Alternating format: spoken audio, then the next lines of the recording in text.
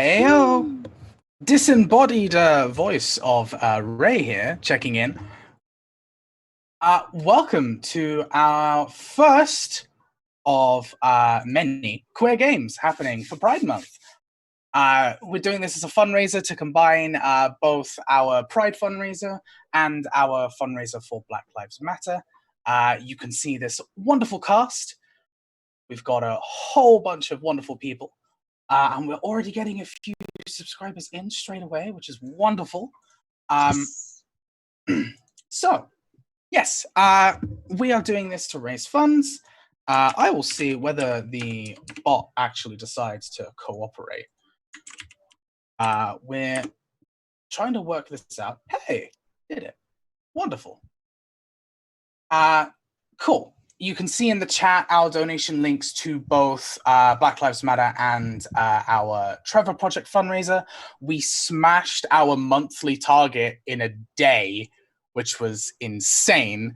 So that is absolutely wonderful. Oh God, I just realized I have no dice.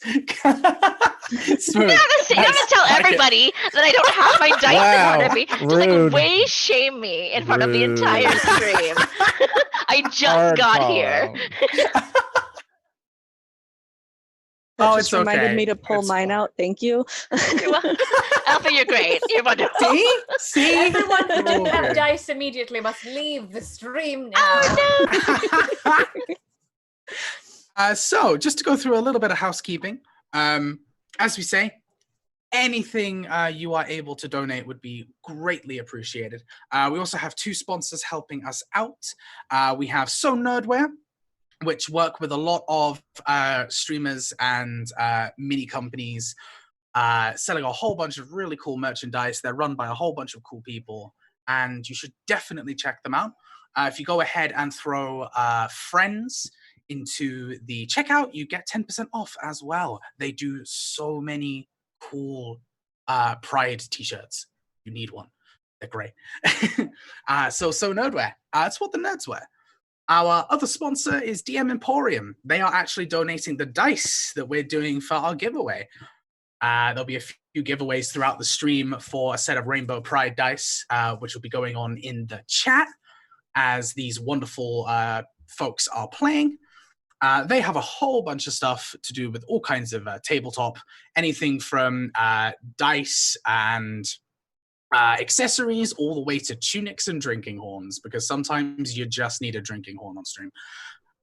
Yeah, so they are also giving us a hand as well. If you type FWRD into their checkout, you get 10% off there too. Wonderful. This is Keep the Lantern Lit. We actually have the game creator Val with us, as well as a wonderful, wonderful cast. I'm going to go ahead and hand over straight to you. Do not look behind the curtain. And we're going to have some fun. Da-da-da-da. Hello, everybody. I'm Val. I use she, they pronouns, and I am the narrator / DM substitute, which is we're calling narrator for this game that I wrote with my two hands. With me, I'll also go around and let everybody introduce themselves and the role they're playing in the game. So I'm just going to go with what I can see on the Zoom call. So, Ran. Hello, everybody. It's me, Ran. How are you? I hope you are doing well. That's the nicest thing you're going to hear me say tonight, because I am playing the Shadow. I am, you know what? I'm a big hungry boy. BLI, please, preferably. I like to consume things like light and happiness. And that is what my role is tonight, is to consume and satiate my hunger. And also maybe something else, who knows? But for now, the Shadow's here, and they know. I'm going to slide over from that to Jess. Hi, I'm Des, and tonight I will be playing the Lantern, also known as Oriana. I am probably the best embodiment of the aforementioned light and happiness that the shadow doesn't like. I know, just keep shaking your head. I don't care. And I'm here to protect my lovely Charge, who is lost in the forest. Speaking of Charge, see how we do segues here. And we're down to Elfie. Hi, I'm Elfie. I use she, her pronouns, and I play the Lost. Yeah, guy probably figured that out. I'm kind of just in these woods and ran away, and I'm upset and found a lantern. So we're gonna see what happens. So yeah, the game is a kind of exploration of some psychological horror elements, kind of inspired if Over the Garden Wall was super spooky instead of just spooky. And the whole idea is a relationship between the lantern and the lost. The lantern is the only thing that keeps the shadows at bay from the lost, but the lantern is also trapped in their charge. So if the lost fails in their kind of mission, the lantern is free and can go wherever they want. So it's an exploration about relationships and the ties that bond them. And we come into our game, and Jamie, who is our lost, has run into the forest and become completely and utterly disorientated. And I was going to say there was a discussion beforehand between the players of this kind of strange figure. Wherever Jamie loses something, she always finds it on a rock near the woods near her house. I use near too many times there. But there's always been this sort of imaginary friend there lending a hand, never quite seen. I think it might be interest, and then just a bit spinning. So, Jamie, how did you find the lantern? How did the two of you come to meet one on one?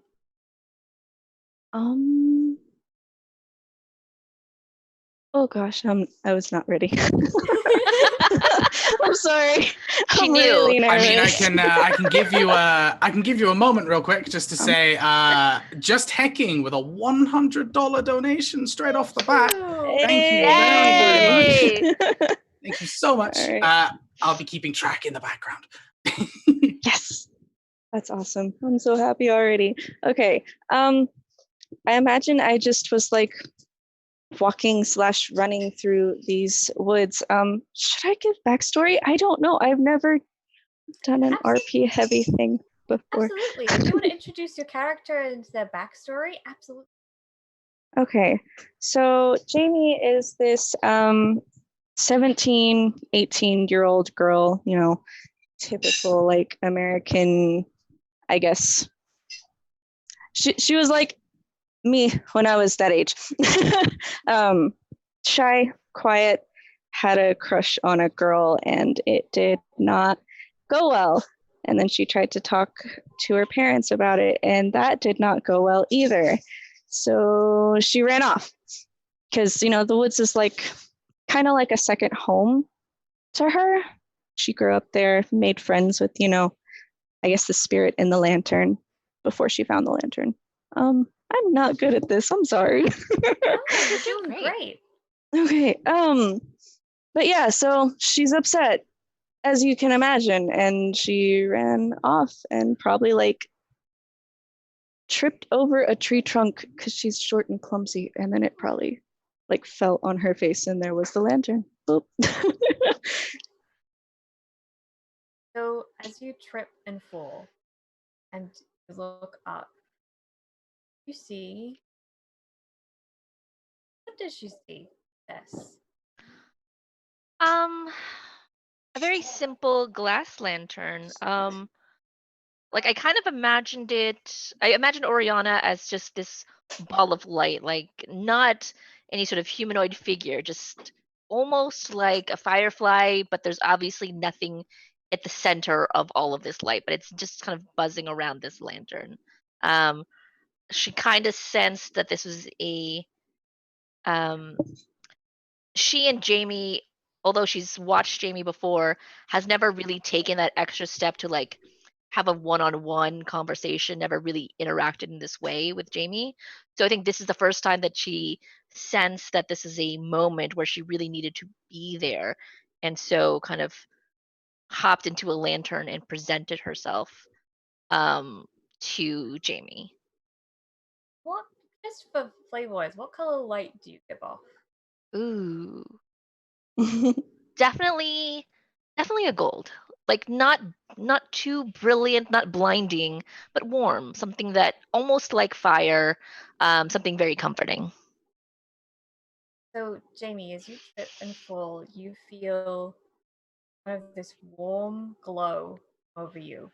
When you look up, you see a simple lantern, but it is giving off this brilliant golden light. And as you look into it, you feel a strange sense of knowing. You know this presence, you know this feeling familiar. And as you look into the lantern, we also see around you the forests start to grow darker. And the light sunlight that was trickling through is slowly closed over with this scattering of vine as it almost seems to curve around you. What do you do, Jamie?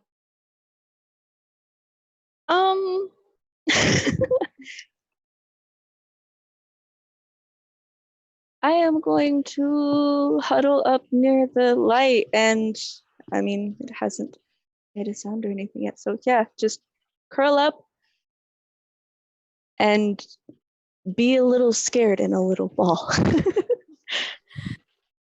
You feel a sense of just protection.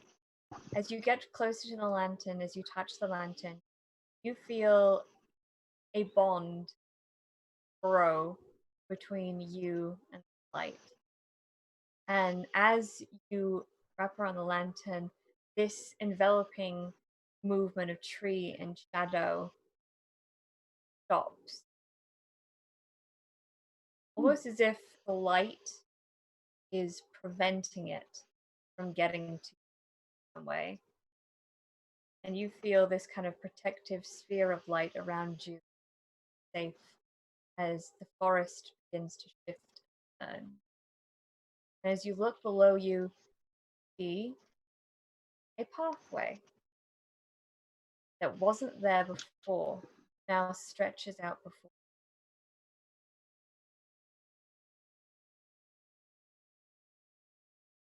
And we go up.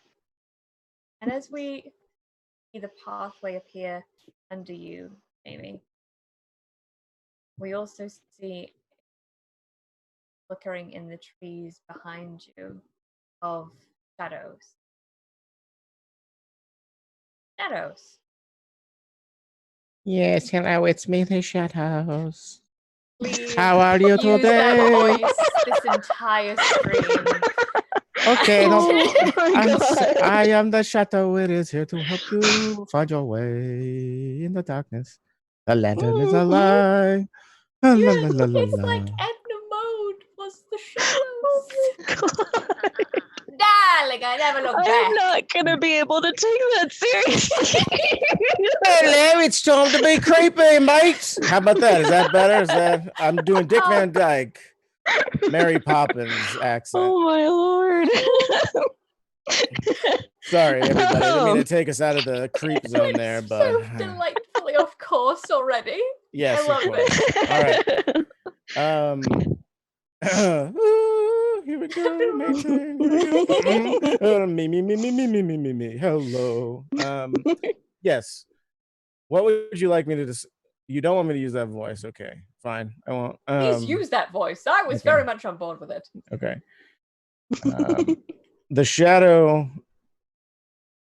in and of itself, you see sort of vines creeping, English ivy, sort of around, creeping and pulsing around like the trunks of trees, and from one of these sort of cordoned off areas, a person 8 feet tall steps out amongst the curtain of vines and looks at you.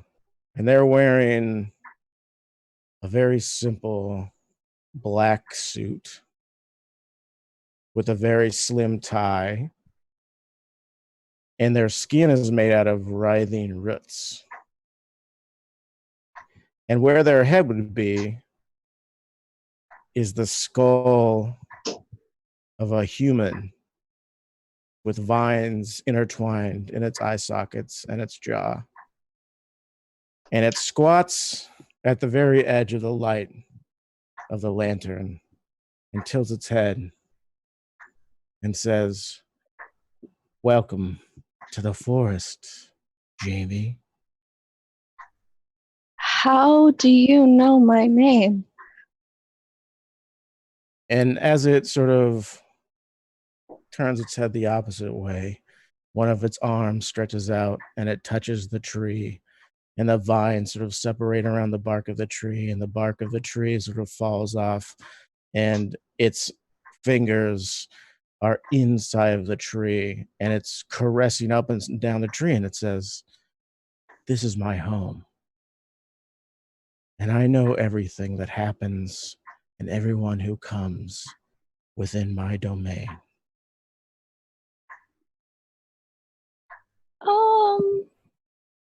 Well, I'll just be going then. I'm gonna pick up the lantern and just kind of slowly back away and start going down the path. Good to see you. Have a safe journey. I will say that, like, while this is happening, you can't hear anything from the lantern, but the light is kind of just like buzzing around very angrily.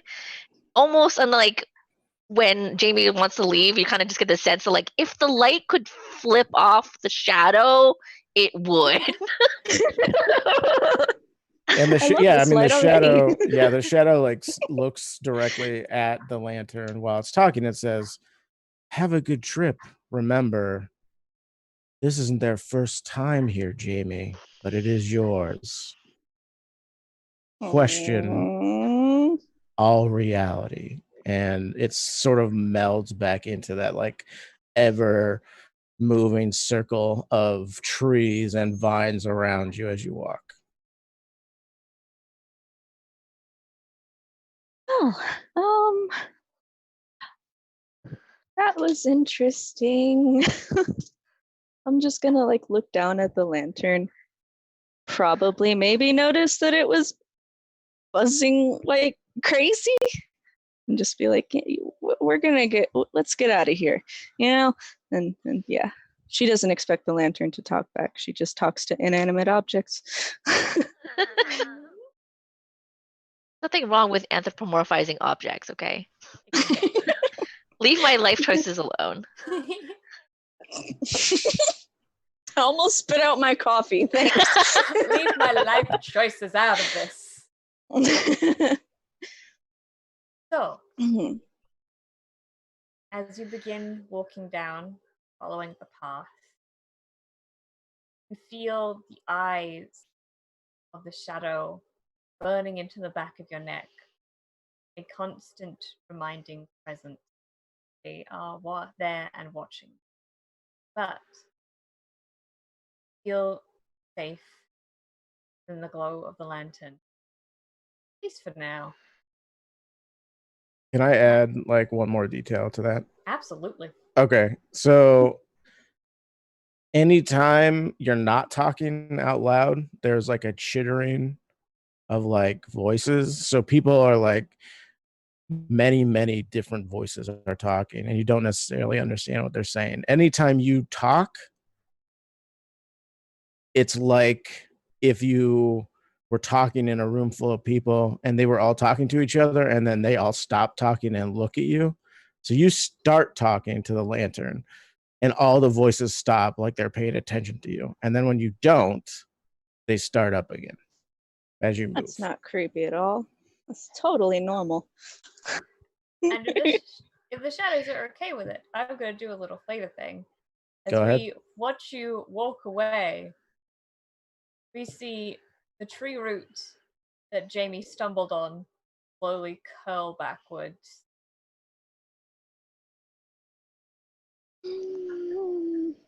And the way this mechanic works as well is if the lantern and the lost relationship improves or decreases, it affects some of the actions they can do. So at the end of each hour, and there are 6 in total, I asked the lantern and the lost, do you think your relationship has changed in response to this scene? Do you think it has improved, decreased, or do you think it's remained the same?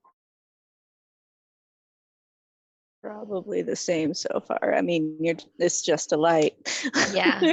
She the light is kind of just like buzzing around and it hasn't quite figured out. Occasionally it will kind of like, on lanterns there's a little kind of like swing door that you can just put your lights in.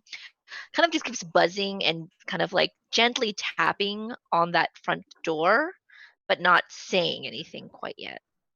So if Jamie is talking, there'll be kind of like little taps of an agreement, but otherwise there's no sense that like anybody's really saying anything quite yet. So, time passes. This stretch endless.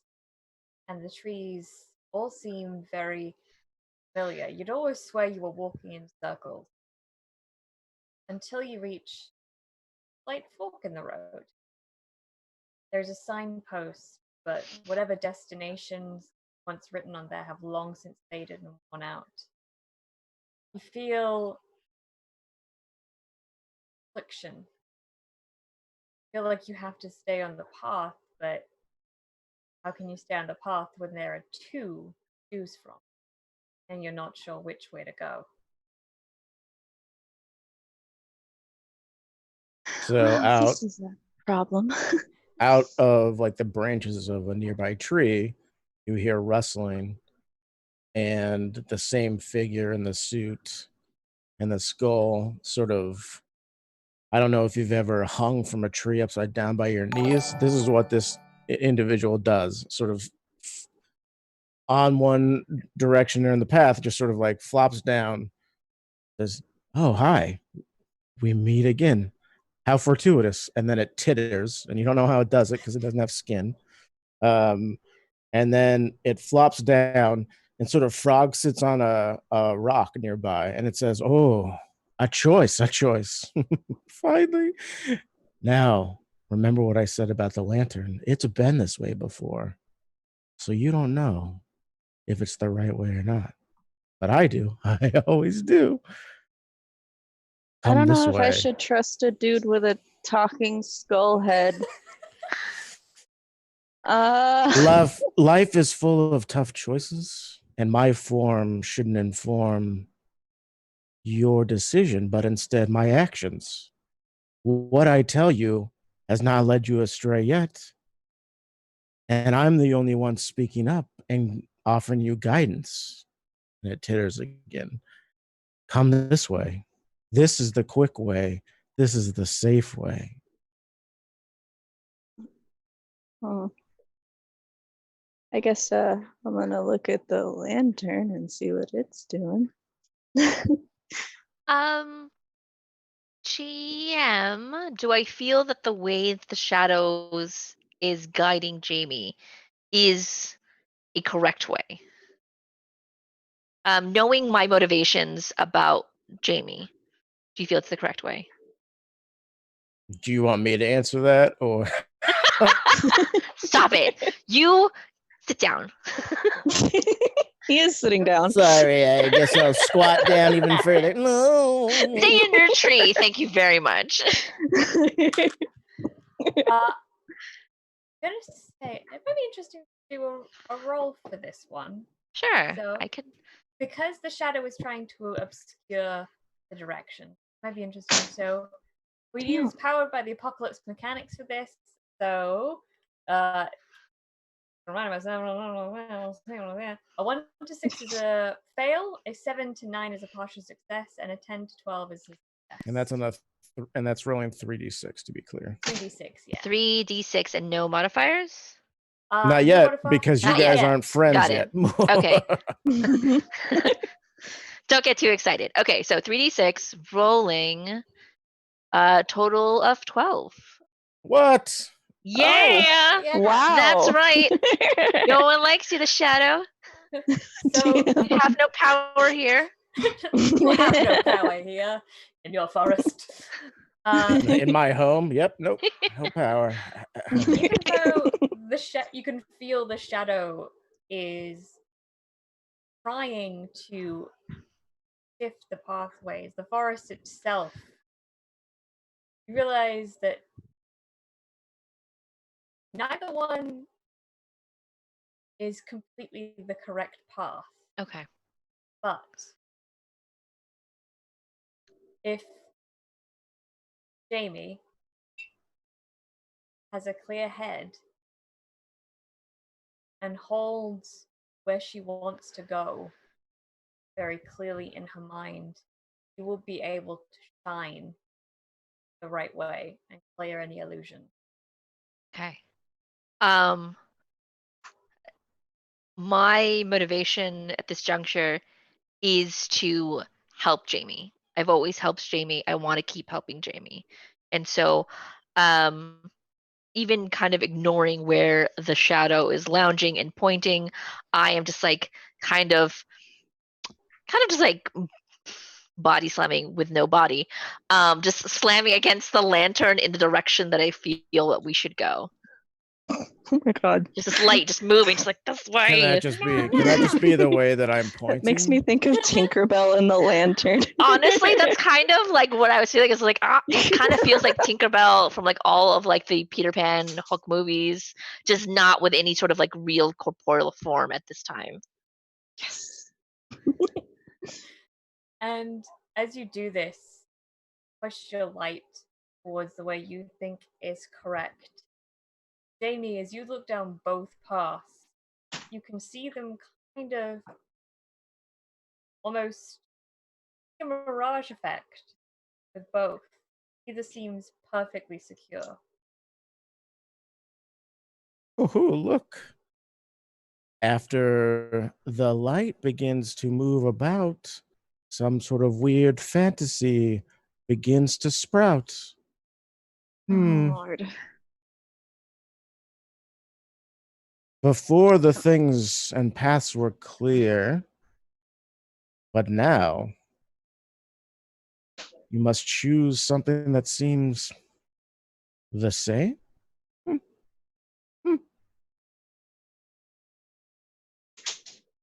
I don't like you. I love her. I don't like you.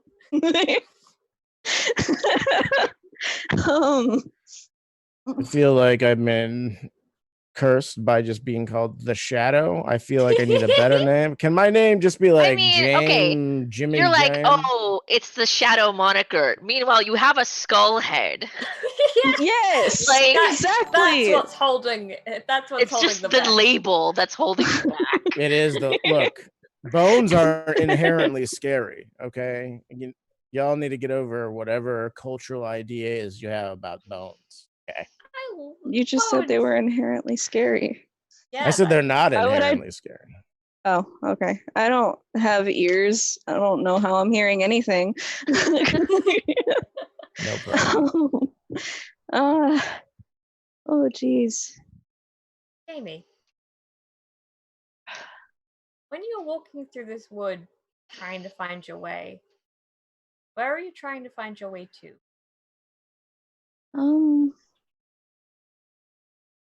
I'm not gonna lie, I hadn't entirely thought about that.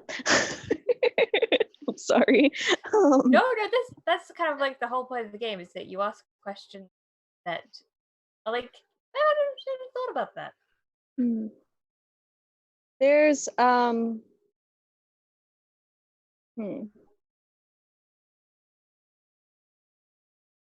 I guess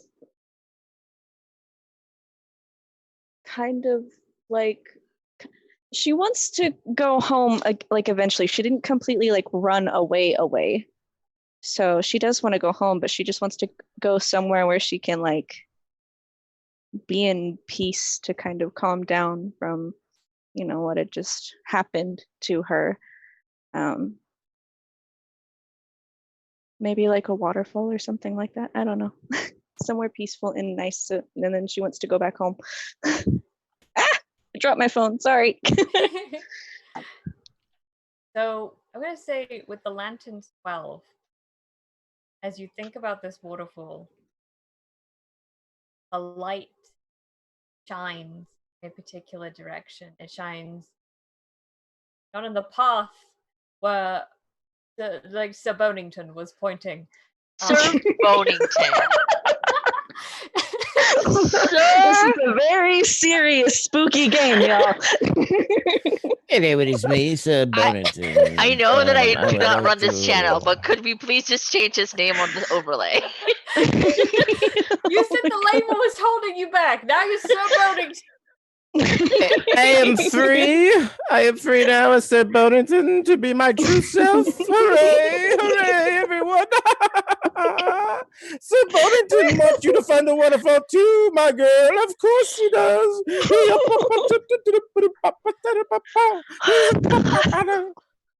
This is I'm a not very gonna be able to serious breathe, psychological horror game.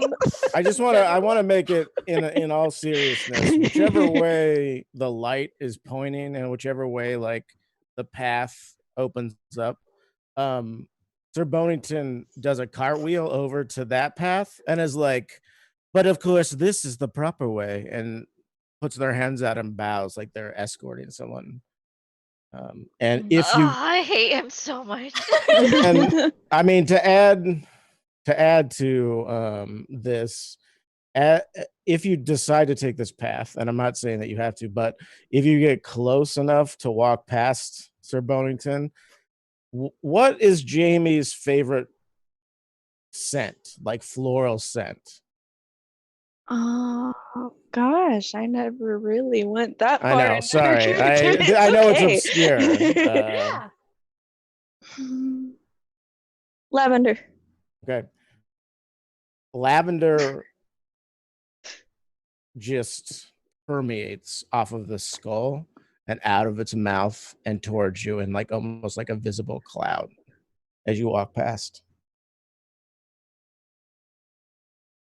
So if you walk past, that's what happens. I'm not saying that you have to take that path, but Sir Bonington switches sides to whatever side the light glowing on, bows deep and says, "But of course, this is the right way." And then just like a cloud of lavender sort of like seeps off of them as you walk past them. Yeah, I'm And if you I'll want, I can probably- roll for this. DM. I'm gonna say for this one you don't need to roll. So I would like to see. This is the problem. I just want I you to don't- know, by the way, sorry, I picture him moving like Jack Skellington. Right. I mean, Yeah. it's either that or he's gonna ratchet. Would like everything extends weirdly, and so his arms can go extremely long, and like his legs and anyway. Alexa, play This Is Halloween. Yeah. But what I'm trying to do is, and again, I'm not trying to influence the character unduly because yes, there's a skull on top of writhing vines in a suit, which is not weird.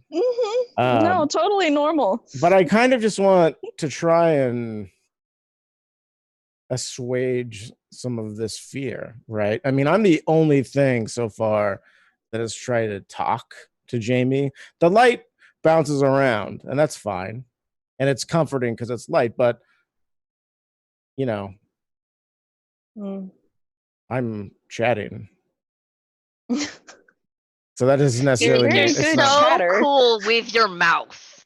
Like I do have to like, say, having a mandible is congratulations. pretty sweet.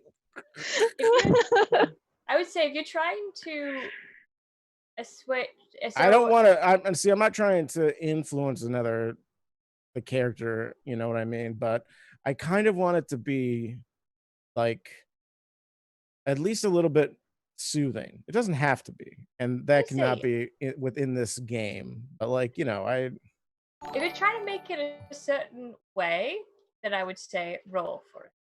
Okay, I definitely want the smell of lavender not to be like creepy, but more like comforting. Lavender. It literally comes from your head in a thick ass cloud. Like, yep, that's still creepy. That's still I know, creepy. I know. Let's find out. Is it like okay? So if Sir Bonington is a person, is it like he has a lot of like lavender cologne, or if like the skull opens its mouth and then just airing? Yeah, no. Sir Bonington does not Axe body spray himself in lavender. Got it. Okay. Sir Bonington opens his mouth and sort of like, yes, because he's made out of vines, this lavender drifts out of it. It is not like, yo, I'm getting the forest feeding tonight. I was imagining with like one of those air fresheners that sprays as you walk by for a minute. There was open the mouth and go. Yeah, exactly. It's just motion censored. Yep, exactly. Totally normal. Yes. The weirdest forest. I mean, look, never been this far. What's going on? Did I eat a weird mushroom? What? Did I trip and fall and hit my head and now this is a dream? Are we Alice in Wonderlanding? Who knows? Right? That's the mystery of the forest. I was saying, if you're trying to make it come across with an intent, give me a roll. Okay, the intent comes across as a 10. That is a success. So even though this sounds like the weirdest thing, I love this so much. Jamie, as you walk by, you smell this not overpowering, but just soothing enough, almost as if when someone's moving around and you can smell, and it's this lavender scent that you remember. And you turn to Bonington and you see the kind of, I don't know how to describe this, so I'm going to let Rand describe what's happening here. Rand, what is this? I mean, am I supposed to know? Am I supposed to know what it is? Jeez, I just meant how do you make this scent? Do you grow lavender? Does the vine? Right. I mean, this is one of the things where, like, you know, their head is dipped and they're like this way, and you smell this lavender and you look, and like his head is cocked up at an unusual angle to look at you, and there's literally a sprig of lavender like in the mouth of the skull, and then it gets reabsorbed back into the ever moving vines. And even though that sounds like the weirdest thing, it is an oddly comforting smell in this very unfamiliar forest. I'm trying to make it as weird as possible because it's not supposed to be comforting, and I understand that, but I wanted to make sure that I could at least try to make it. But yes, See, but everything it's something, you know, when you're in a completely strange and unfamiliar place, and there's something, just one thing that is sort of familiar that you just sort of unconsciously latch onto, and that's the smell of lavender. That is familiar. And everything else is super weird. So Bonington, there's a lantern in a weird forest. Smell of lavender, you know. And it's something tangible. Even though it's look coming down at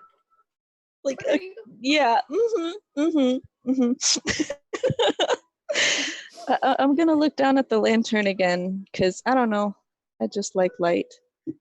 And is she still like kind of slamming herself into the glass on one side?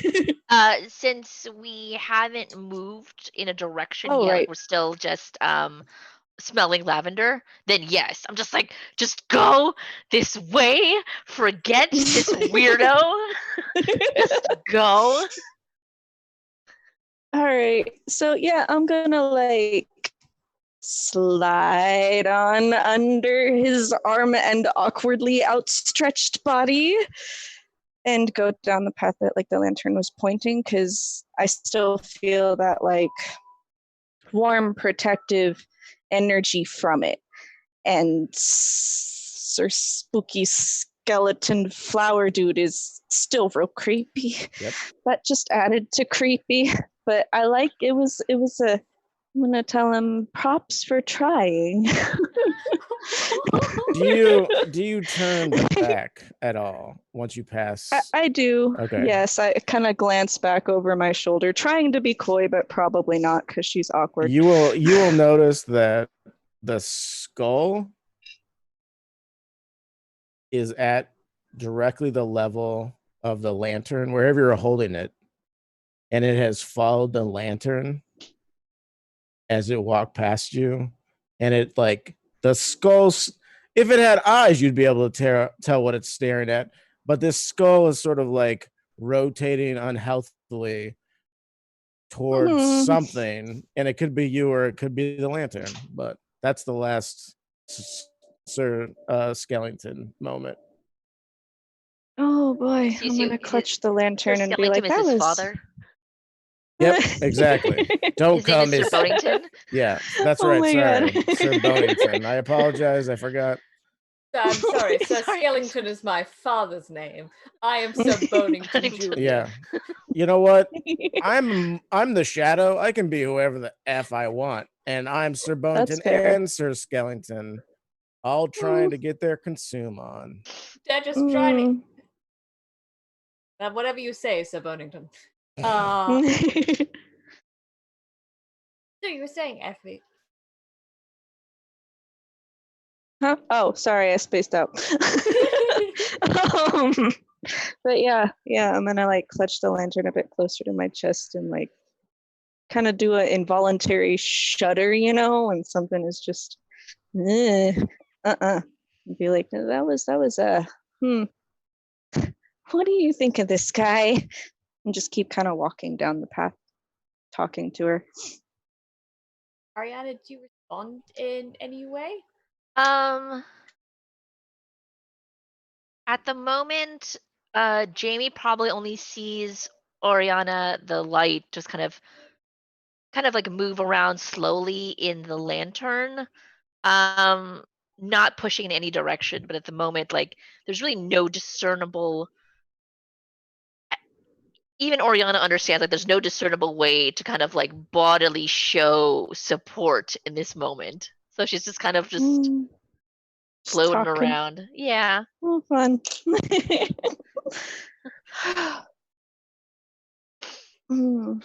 But if I would say that if Jamie asks a particular question, Oriana might kind of like tap on the door of her lantern. Sorry, I'm getting distracted. I live with other people, so yeah, seeing what's going on. Only happens. So you begin to notice, Jamie, that when you ask questions, the light will just tap on the door. Once.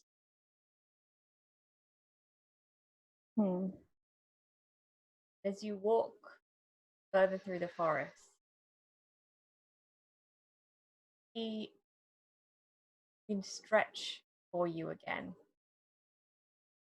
And then, a few moments later, a faint sound carries on the wind. It's one of those sounds where you can't quite make out anything in particular. You just hear something, and then it's gone. However, the longer you walk, the louder the sound seems yet. And very familiar. Whose voice is it that you hear?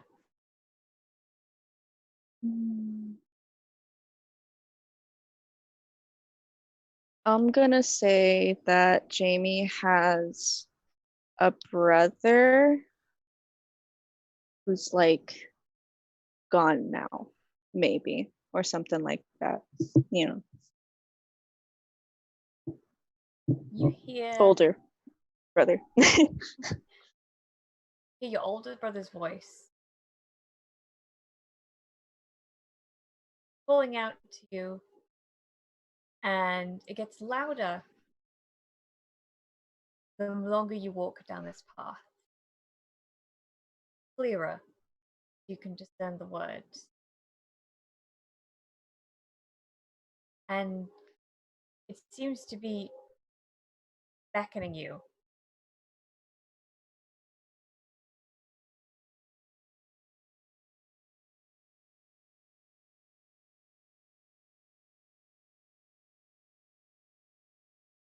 You keep walking?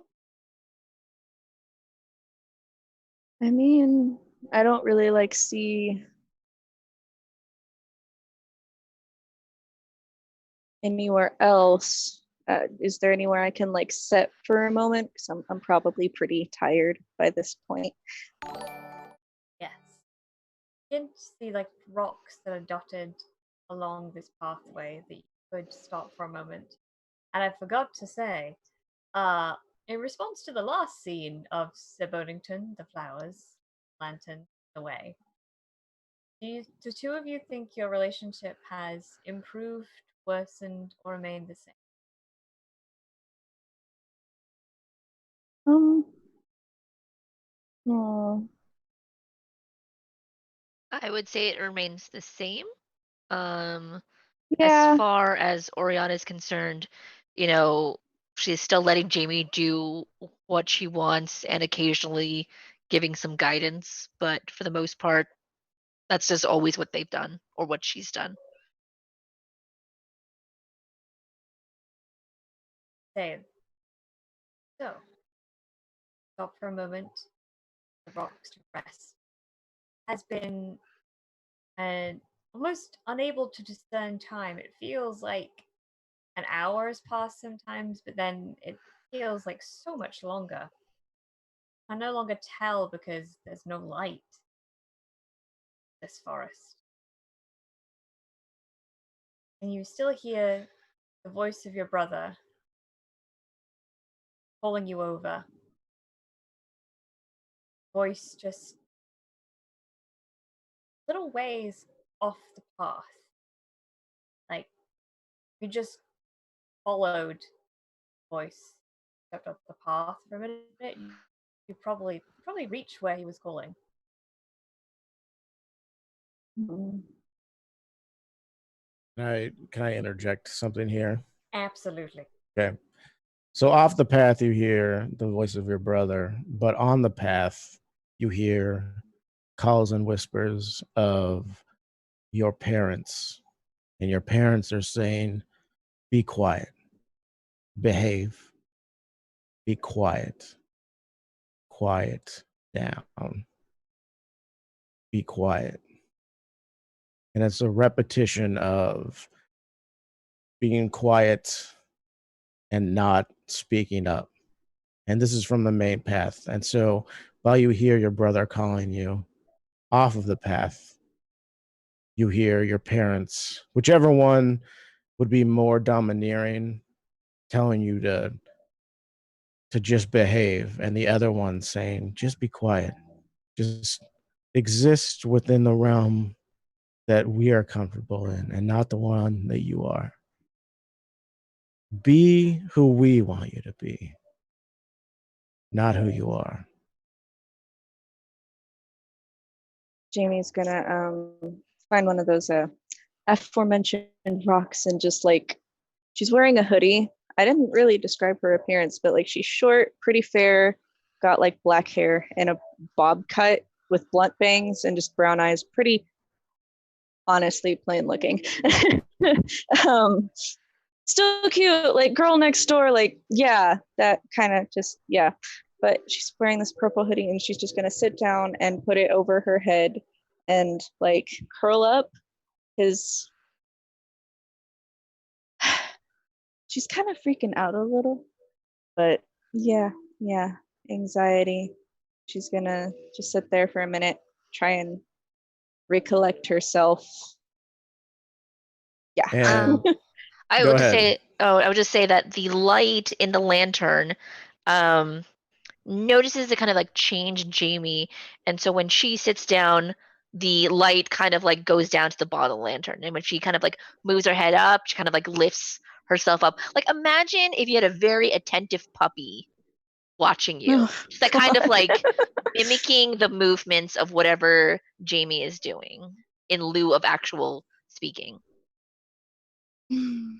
And in some tall grass, you hear some rustling. And like a snake, you see the head of Sir Bonington, and then the rest of his body come up. And he's sitting cross-legged, and his arms are a little bit longer than his knees. And so they are sort of draping in the dirt. And he's like, ugh, this is tough. You again? I mean, You're not helping, you know. I live here. This is my house.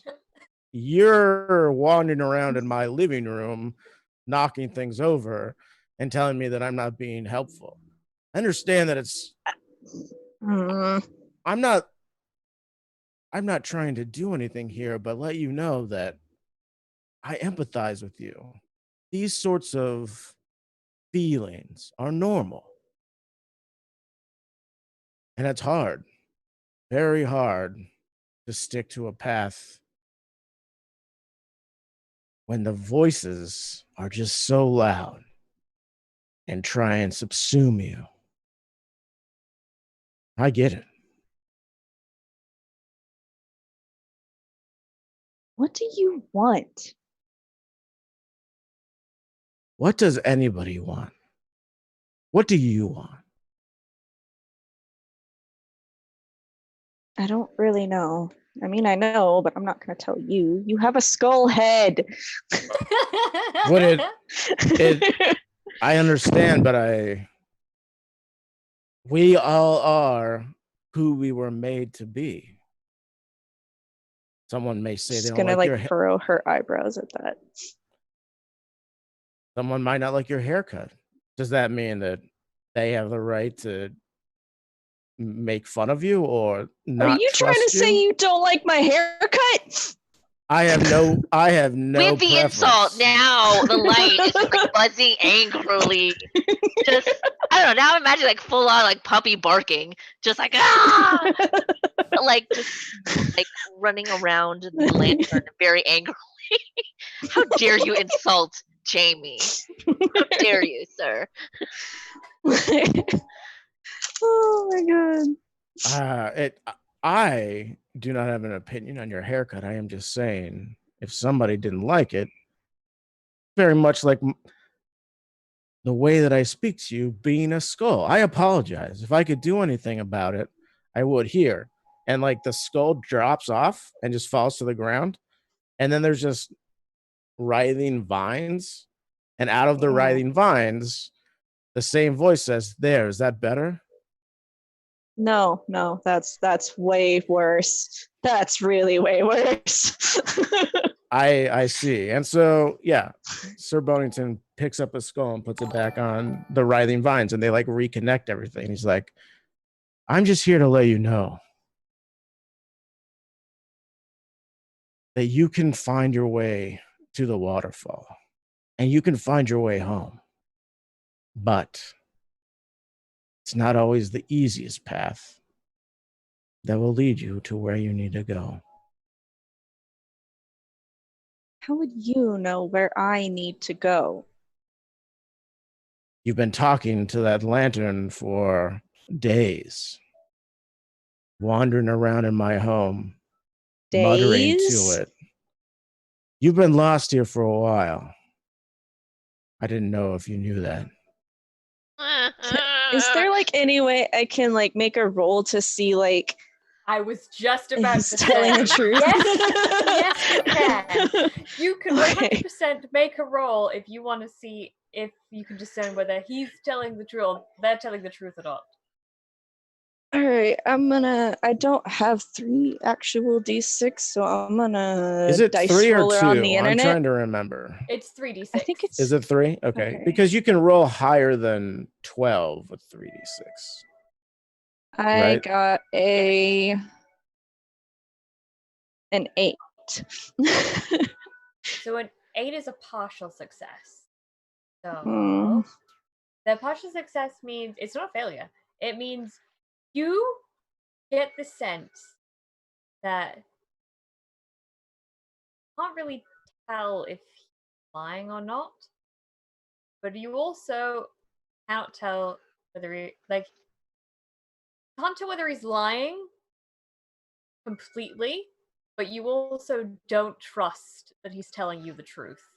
Yo, micro expressions are hard to read on a skull for sure. You know what I mean? Yeah. Yeah. Trying to gotta- emote when you just have a Lavender skull or face. no? Yeah, like we gotta draw some eyebrows on that skull. Yeah, just put Lavender Spriggs' eyebrows. Can I just say I also love the interaction where they like dropped their skull and were like, "Is this better?" And it was like, "No, it's No. way I need to So draw much that worse after now. this. Oh my god. So Jamie's character, you can't completely tell if he's lying when he says you've been here for days, but you also do not trust that he would tell you the truth either. Hmm. Thanks. Like, are you thirsty or hungry? Is the next question that I would pose towards you. I guess I could eat. I mean, What I like what- food. what kind of food would you like? We're in the middle of a forest. I don't really expect anything to appear. This is my home. Much like your home would hopefully have things that you are partial to eat. My home will have things that I'm partial to eat, and maybe we like What does some of a the same skull things. eat? What do vines eat? She's just like muttering this to herself, really confused. And I think in this moment that Sir Bonington like looks down, like the skull looks down at the ground, and you hear sort of not from the skull, but from like its whole body, whatever we can find. Mm. But yes, and then the sound begins to come out of their skull again, like, what would you like? Obviously, water. I have that, no problem. But food wise, what I'm asking An you is, are apple you would be like cool. an apple? Okay. Any meat or protein, or are you okay? She's vegetarian, so no. Right. That's what I was. I wasn't sure if You're good. I wasn't sure didn't if think about Bonington- that. right, I wasn't sure if Bonington was gonna know what a vegetarian was or not. That was sort of my decision. That's a good Fair, point. fair. Yeah. And so, yeah, you hear more rustling from the grass behind the rocks that you're standing on, and like vines shoot up out of the ground. And there's a large palm leaf that has like water in it. And then another palm leaf opens up as well. And there's a variety of like types of apples and some acorns and other sort of nuts. I'll pick up an apple and like kind of look at it, squinting really hard to see if like some sort of Snow White poison apple trickery shit. I mean, the apple definitely doesn't look like it's from a store, right? So it is like bruised and a little bit like it has fallen onto the ground, but there's no like sheen of wax laced in arsenic. Oh my gosh. Is the lantern doing anything at this point? Are you just looking at the apple or are you holding it? What is Jamie doing? I'm holding it and looking at it in a very comical squinting face. If you kind of like look at the lantern will kind of like if this is like the edge of the lantern, just kind of like knock on that glass closest to the apple.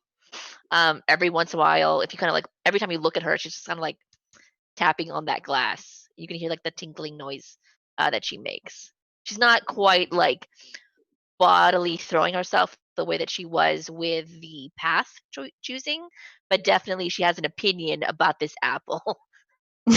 And as your vision is sort of taken up by looking at the apple, Sir Bonington has moved closer to you and is now like sitting, if you're on like a copse of like rocks or something, is sitting like where they can see your face, and they're still 4 or 5 feet away. They're not trying to encroach on anything. But I don't know if you noticed the move. And they say, it seems like your light may be hungry. Perhaps you would want to give them some of that apple. I don't know if lights and lanterns eat. And he like chuckles, but it seems to be indicating that it wants you to do something, doesn't it? And he sort of traces one of his vine fingers like across the rock and is like cleaning dirt off of the rock in like a steady motion. I'm gonna like smack the vine away. No. No. My rock. But I don't know. There's like not. Is there a lock or anything on the lantern? I'm just curious. Or is it just like a regular locked, glass? It's just closed. Okay. So if you wanted to open it, you probably could. I think I would. I think I would open it just to see what happens. Once it's opened, like I imagine like it's kind of like calm, quiet stillness when the lantern doors close. And once you open it, you just hear this like tiny, almost like fairy type screeching, like, don't eat it! Don't Oh my god! I'm gonna immediately drop the fucking apple like, holy shit! I thought you were a firefly! Oh man. I see. The light wants a piece that's smaller so it can fit inside the lantern. And he like picks up another one of the apples and sort of like holds it in his hand and then slowly closes their fingers on it, and it slices them into like edible slices and sort of flicks one at the lantern. The light just kind of the light inside the lantern kind of like buzzes a bit, and you can hear this tiny voice say, keep the pieces big so you can choke on it. Oh my god. Here I am trying to be nice, and all I see is people being scared of me and also extremely angry. Leave her alone. She doesn't belong to you. No, she doesn't. Nor does she belong to you. She is her own individual with her own choices to make. She doesn't need you clouding her judgment. And she doesn't need you blinding her judgment. Huh.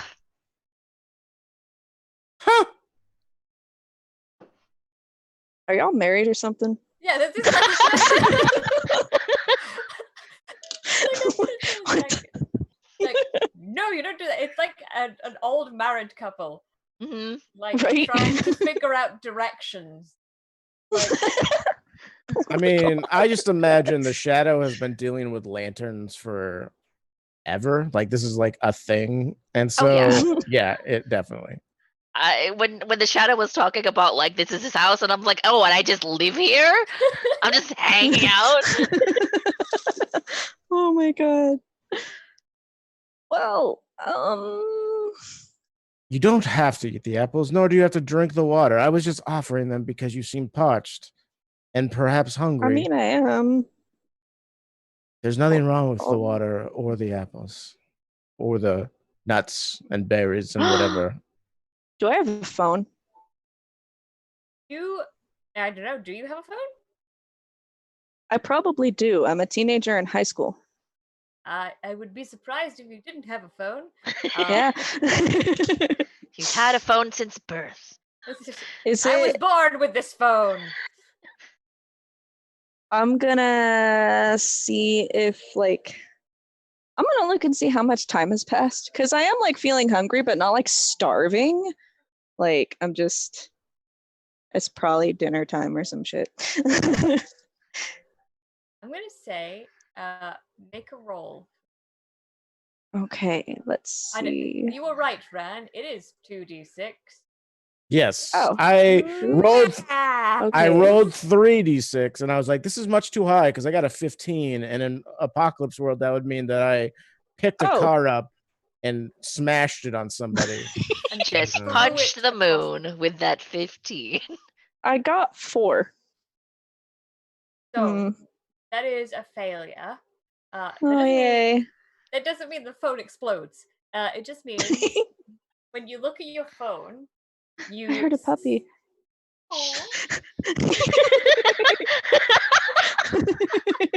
The light doesn't know anything about puppies. The lantern knows nothing about puppies. When you look at your phone and the time on it, you see very clearly it says 9 p.m. But then you look again, it says 2 a.m. And then you look again, it says 7 a.m. and no, 7 p.m. And every time you try and focus on what the time and the date is, they seem to shift. I'm just gonna throw it down on the ground and pick up the water and drink it. Have you ever Because I'm still thirsty. Have you ever had spring water, like actual spring water from Yes, I actually live near a spring in real life. There you go. That's what it tastes like. It tastes like spring water. So it also has a little bit of dirt in it because that's how you know it's real. That's the real stuff. It has a little bit of that mud flavor. But it's not arsenic. Okay, there's no poison in it. God. What a plot twist that would have been. Oh my god. May I roll for arsenic? No, get out of here, Sir Burlington. Fine. We don't have arsenic rolls in this game. I tip my hat to you, the narrator. Time to make a hack. Put some arsenic rolling in this game. In fact, that's what I'm doing right Super serious now. horror game. Super serious. I've said this in the Zoom chat, but this is a joy to watch play out. And just watch happen. So you drink this water. It tastes like spring water. It's got dirt in it. That's how you know it's authentic. It doesn't taste of anything poisony or anything like that. So you drink water, and you don't sense any sort of, shady business going on yet. Wait a minute. The narrator. Okay. Bias. Excuse me. Bias. I don't know. You are you still a writhing mass of vines with a talking skull head, okay? Excuse me. I'm trying to create tension. Okay. Tension. That's what I thought I was doing too. Jeez. Tension. So you drink some of the water, and Sir Bonington like walks over to the apples and like grabs a handful of the nuts and berries and like an apple, and just sort of like shoves them into the maw, and like vines just absorb them. It's like, satisfying. Would you like some? I promise these are just as good as the water. I mean, the water was all right. There was some dirt in it, but I was thirsty. So That's thanks. how you know it's the real stuff. Oh my god. Natural filtration processes don't remove all dirt. Okay. There are microns. Surprisingly, Sir Bonington is an environmentalist. His third PhD is in environmental science. So It's actually Dr. Bonington. yeah. But he doesn't like to make anybody that comes to the forest say that because it Look, sounds you a went to little like 4 years of Bonington College. It's really important that people call you doctor. Yeah. I can't breathe. Oh my god. So First thing serious. you do when you come to the forest is like, who are you? That's Doctor. Who are you? I just want to make it clear that I don't make you call me doctor because I do have 3 bills. Oh my lord. I'm just a regular skeleton vine person like you with Like, 3 Hey, PhDs. fellow forest dwellers. It's me, the totally normal doctor. It's totally normal. Look, the doctor has 2 hearts and flies around in a magic box. I feel like I'm more normal than that guy. Am I right? Am I right? Hey. In the downtime, Dr. Bonington is also a stand-up comic. Yep, that's my stand-up comedy routine. He gets up on one of the rocks and produces a microphone made out of acorns. We have a lot of free time here in the forest. Just so we This got a lot of hobbies People here. come in. This one kills the squirrels for sure. It's just like this is like Are they okay? Oh, they're dead. I mean, I killed them with humor. Look, you said it was supposed to be creepy. I'm bringing it back. I thought we were supposed to bring it back to the creepy. Bringing it back. Well, we lost the creepy at Dr. Bonington. Yeah. Lost the creepy at Bonington, to be quite honest.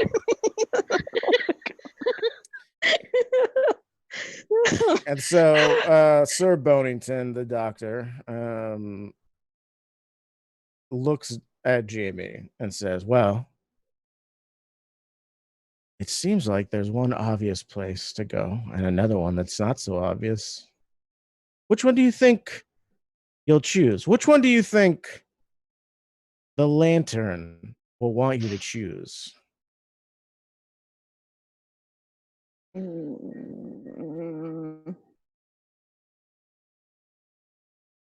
gonna look at the lantern again and see what she's doing. I think she's like out now. Didn't I open it? She kind of like comes out of the lantern but kind of stays on top of it. Like she doesn't really move too far outside of the radius of the lantern, really. Yeah, you Um, notice if you try to move, the light that you're casting dim slightly, and you get the feeling there's a symbiosis between lantern's like protective sphere and your light. Oh yeah. The further you get away from the lantern, if you're trying to like hover around, that's when the grass and like the trees and things start to become more menacing. So before, like in the light, they just like normal trees, but like as the light dims, yeah, they become less friendly looking and more creepy vines, and the whispers get louder and more desperate. If you don't mind me adding flavor to Please that. add all the flavor you want. Okay. I think that she when she's like just kind of like outside the lantern, if Jamie's looking at her, and turn your attention to her, she simply says, in a much more calm voice this time, other than the last time she was yelling, she says, "If you must, you can eat whatever you want, but you don't belong in this forest. And you should remember that we are trying to take you home." Indeed, we are. No one asked you. You said we. I thought I was included in that. I'm feeling royal. I need to see y'all's marriage certificate. The true history of Ariana and Bonington is that they went through a very messy divorce. They couldn't decide who got the forest. Yep. Excuse me, I'm going by my maiden name now, which is Oriana Lantern. Thank you very much. Oriana Lantern and so Bonington Dr. Jr. Oh my god. And so This is amazing. I think Sir Bonington like squats down on his and rests his elbows on his knees and like looks up at you or down at you, depending on how tall you are, because I think you said you were short. I do. Yes, I am short. I do have a question actually. While we're like talking and doing all of this, are all the voices still there? Like still the condescending asshole parents and brother? Do I still hear them? Just say, make a roll again. Make a roll. Were you Gotta paying find my attention? internet. Were you paying Remember, attention, it's or just were you 2d6, looking? not Yeah. 3d6. Thank you. Two. Yes. Were you looking I got an 11.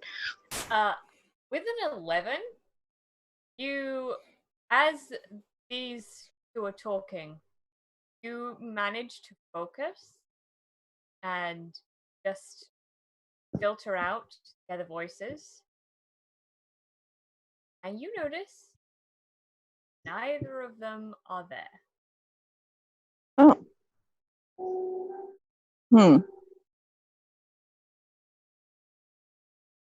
Well, I'm gonna pick up an apple, toss it up and down in my hand. Thanks, bruh.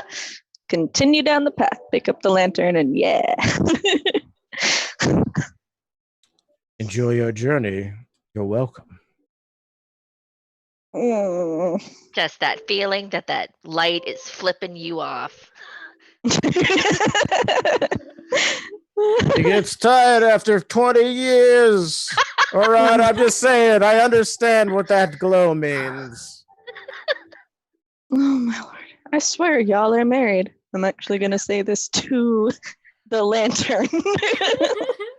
I just kind of scoff and like I'm so insulted that I just go back into the lantern.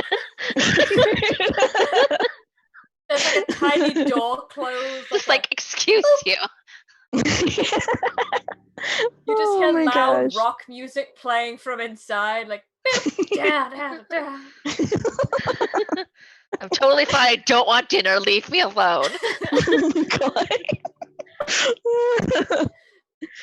So, as you continue down this path, now free of whispers of your brother and your parents, Oriana and Jamie, do you think your relationship has improved, stayed neutral, or worsened? I think she's mad at me. But not to the point of like worsening. Like so far she hasn't done anything that I'm just like, I told you not to do it. So as far as Oriana's concerned, it's still the same. Julia. I haven't, for the record, I don't think I've actually eaten the apple yet. I'm just hanging on to it for later, I guess. So she did take your advice. Like, Hey. eat the apple yet. So, as you continue down this path, you start to hear again sounds. And at first, you're a little wary.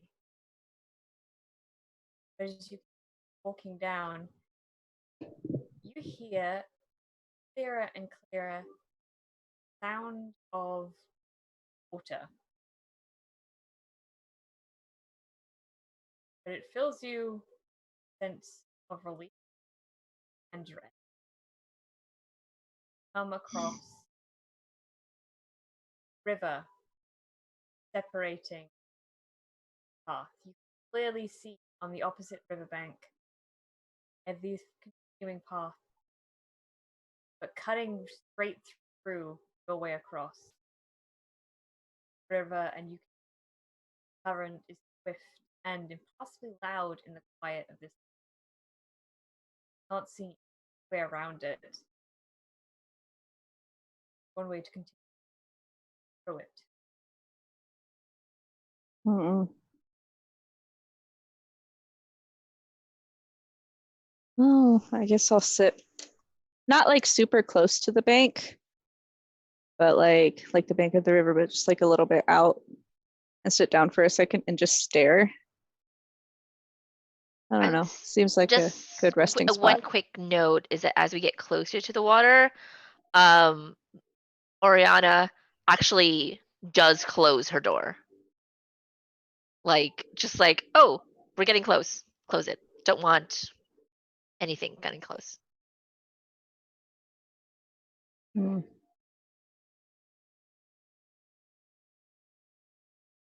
as you look at this water, it is not like waterfall cold.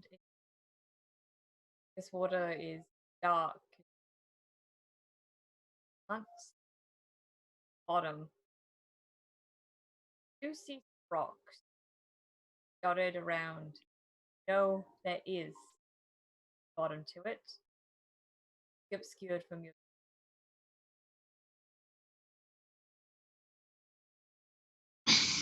And as the water sort of like laps up against the shore and smacks itself against the rocks, you hear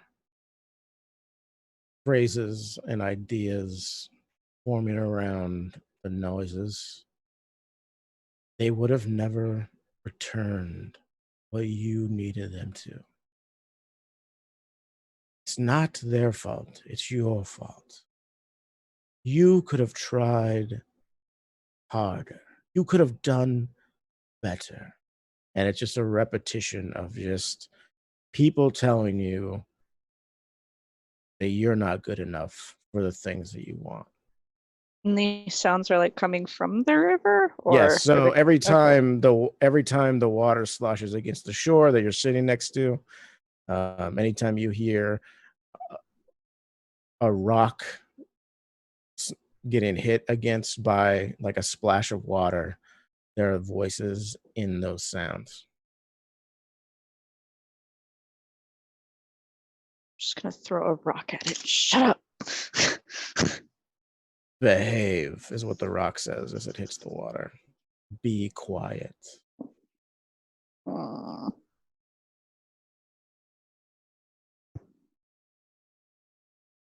She's gonna get really mad, but just like huff and puff because there's not really anyone around her to yell at about it. So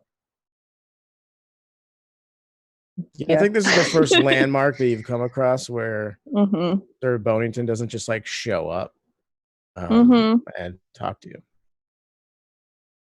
Yeah, holy shit. Rude.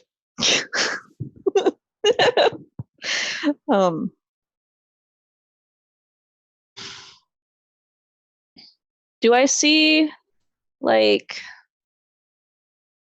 is there like a long stick or anything I can stick in the water to see how like deep it is?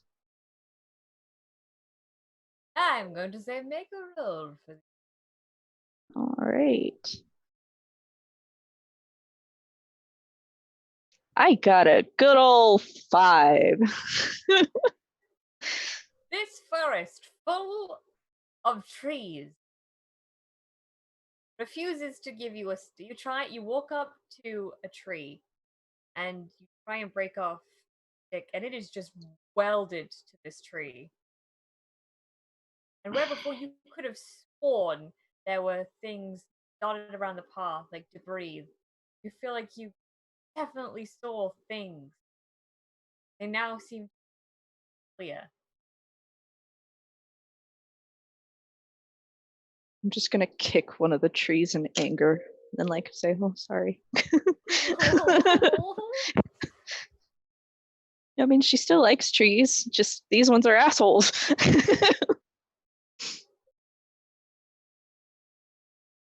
Hmm. I'm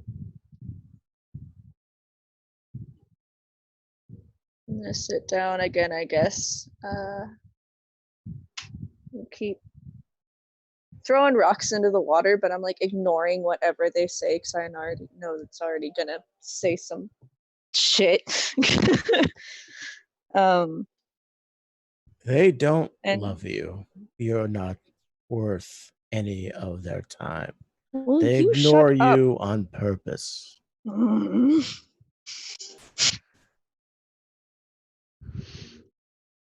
I would say the light kind of like swings the door open a little bit and just in a little cheery, high pitched voice says, don't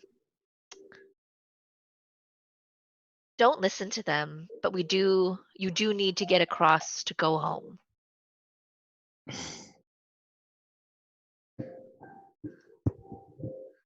But what if water gets in? Will you be okay? Ah, That's not a really reassuring response. how you've crossed rivers, right? Not ones like that. Little Okay. creeks, probably. Okay. You In real life, yes, but she has not. Yeah, Jamie hasn't.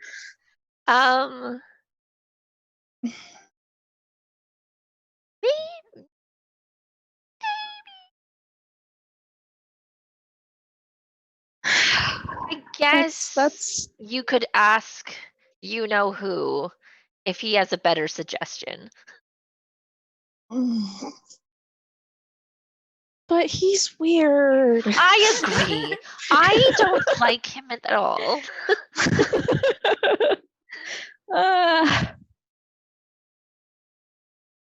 She's gonna sigh and like put the lantern down because every time she talks to it, she kind of picks it up and holds it up to her face and like stares at the glowy ball. I love it.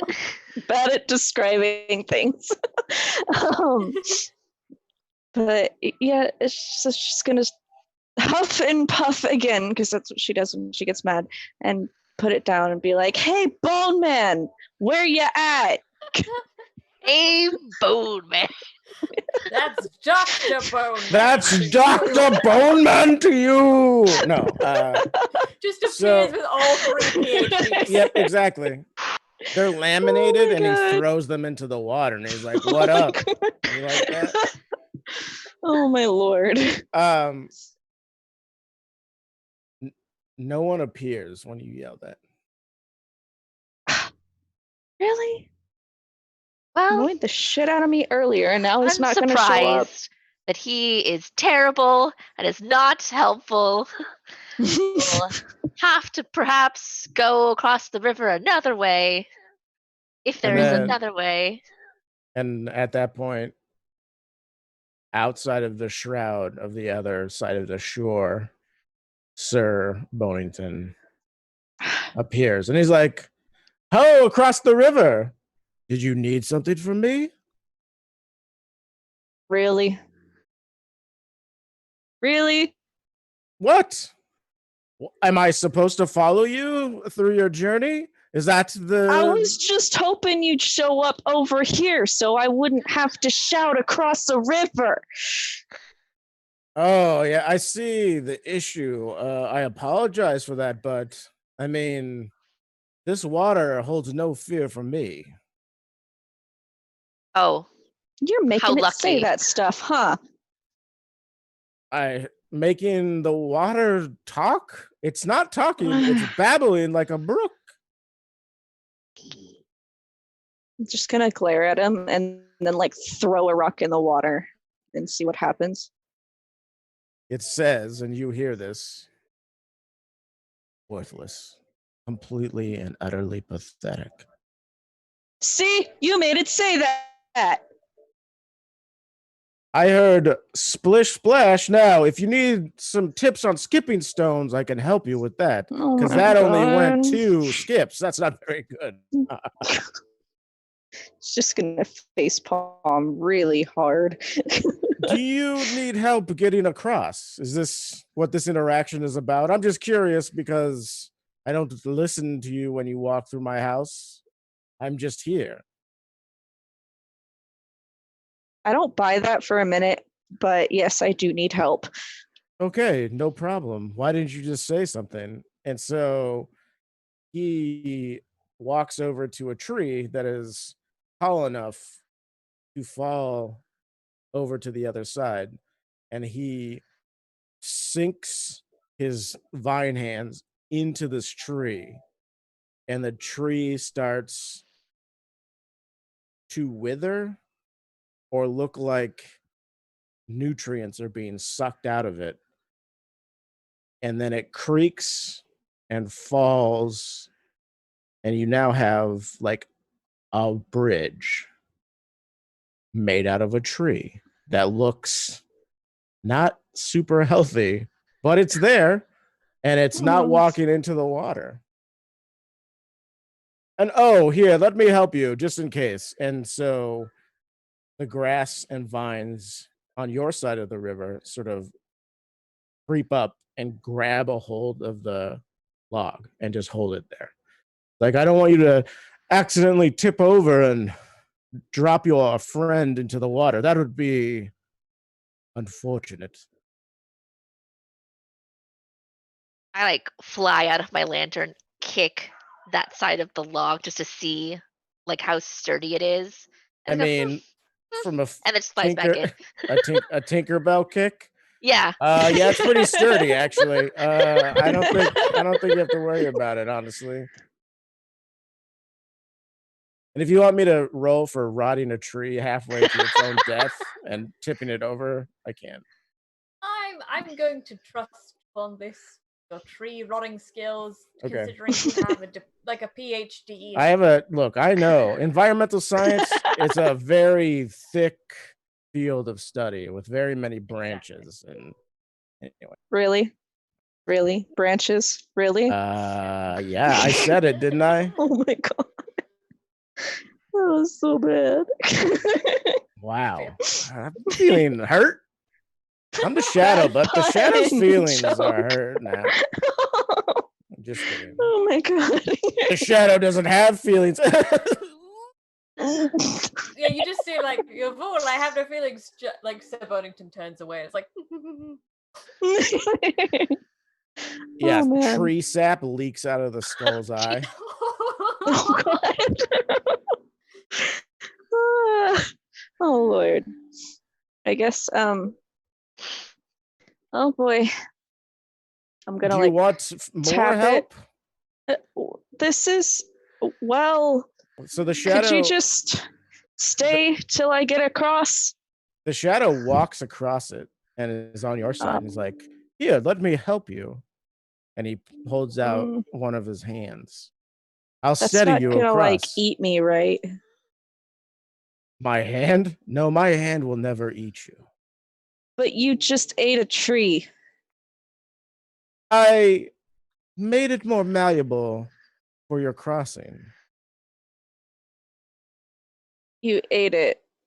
I didn't eat it. I assure you. I gained no sustenance from that tree. Well, that's rude to the tree. I'm sure it was a great tree. It was tired. Well, I guess I'll just I'll pick up the lantern. And back inside the lantern. Yeah. I'll like slowly grab his hand and be kind of hesitant and creeped out about it because it looks weird and slithery and viney. Yeah, it's vines that are constantly writhing. So yep. And he holds your hand. He touches your hand. And it's like being gripped by something extremely strong. Could you lighten up? Ow. Oh, I'm sorry. And so, yes, it lightens up a little bit. And he's like, now carefully, we will carefully cross here. And he begins helping you across and steadying you. Why are you? Well, I guess I did ask you to help. Never mind. This is exactly what you asked me to do. I know, but you're still.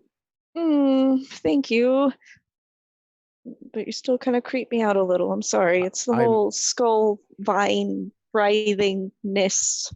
I understand. I am sorry that that my appearance creeps you out. I apologize. But here, now be careful. We're partway through. Hold on. Should we roll, by the way, to see if we make it across? I was going to suggest that unless the shadow has any particular I have nefarious schemes. I mean, I was waiting for the roll to be a thing before I announce what I'm gonna do. Okay, so I'm gonna say one thing, and is that the light, Oriana, is if the lantern is like this, and she's normally holding, and Jamie's holding at the top, then Ori is at the very top, like as far away from the water as she can go. She's kind of like, there's no snark, there's no pushing. For once, it's almost complete self-preservation. Okay, so, Jamie, roll to see if you can cross the bridge. I got an 8. Okay, an 8 is a partial success. I would like to do something to influence what happens here. Go ahead. Okay. The log that they're on rolls about half a foot in one direction, causing Jamie to fall into the water while I'm still gripping onto their hand. Assumingly, they don't have the lantern in the arm that I'm holding them with. No, that would not work. Right. Well, this is what I'm. Yeah. So as you see log rollers that do this game and they're trying to trick each other into falling, I would like to roll to see if this partial success can be turned into something where the lantern and part of Jamie's body sort of, if she tries to support the lantern up with her arm, she's still going to fall in, is what I'm looking at. Okay, so you're rolling. She would do that, by the way. Right. Yeah. I mean, I assumed. Just to clarify, what would she? Just if she fell or stumbled, her instinct would be to protect the lantern because it's her only source of light in this really spooky dark forest. I mean, light's kind of, she can't see. And she's your friend. That too. Is she? I mean, is she? Hey. No one's holding your hand now, Sir Bonington. Only one of us had the ability to help this person across a river. Whatever. Get out of here. That's because Oriana has tiny hands. So yeah, I would say roll. If sure. So you're trying to see, what are you trying to influence here? I want her partial success to turn into a failure. Rude. Can I do that? Is that too much taking away player agency? Ideally, what I want to do is put her in a situation where I can ask her to let go of the lantern so that I can help her up. That's what I'm trying to get her to do. You're already in that position at the moment because you've got her hand and she's holding onto the lantern and can't necessarily pull herself back up. Well, I don't want to impact. Like, I will roll to see if I can like shift the log enough for her to fall, unless she already fell because So you want to see if you get her to shift off the log to get her in that position in the first place. Right, because she has a partial success, which means she probably is still going to be on the log. Like, I don't think I don't know if a partial success is enough for her to. Yes, then you can roll to turn that partial success into failure. Okay, I got with a 2d6 a 9. Oh, Okay, a 9 is, I'm just gonna double, 9 is also a partial success. Right. So what I'm gonna say happens is the log shifts. Jamie, you stumble, but you have a foot. When your foot, when you go on, when like half your body goes under, you get your foot on a rock, so you have some counterbalance. So you're holding on to Sir Bonington's hand, got the lantern in one, and your foot is securely on a rock. So if he lets go, you're not gonna doom downriver, but you are in a precarious balancing position. Oh dear. Here, let me help you. And he reaches out with his other hand. He's like, quick. I'll help you. I'll pull you up. I need both of your hands, though. I'm not letting. I have to see. True. Kind of Here, hand me the lantern. By water. Hand me the lantern, and I'll set it down, and then I'll help you up. What's the lantern doing?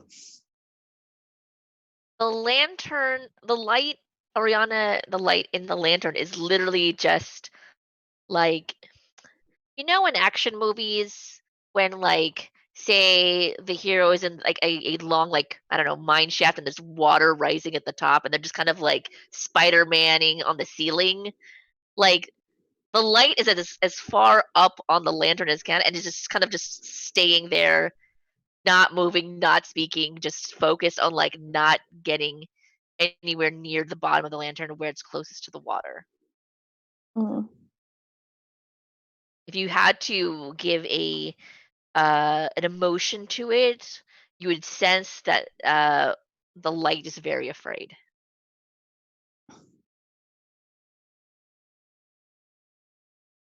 I'm gonna ask. You're not gonna throw her in the river, are you?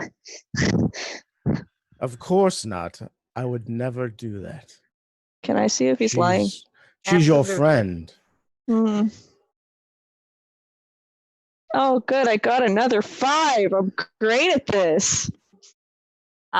You cannot tell. God.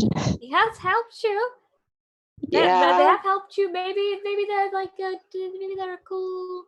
And also, he's incredibly creepy. So, which one do you choose? He's a totally cool bone person. What could go wrong? There's only one skull. Okay, he's more of a plant person. All right, everybody, let's let it get it clear here. I will say that the further the light is away from you, as Rand described earlier, the more menacing things become. So can't let this light get too far away.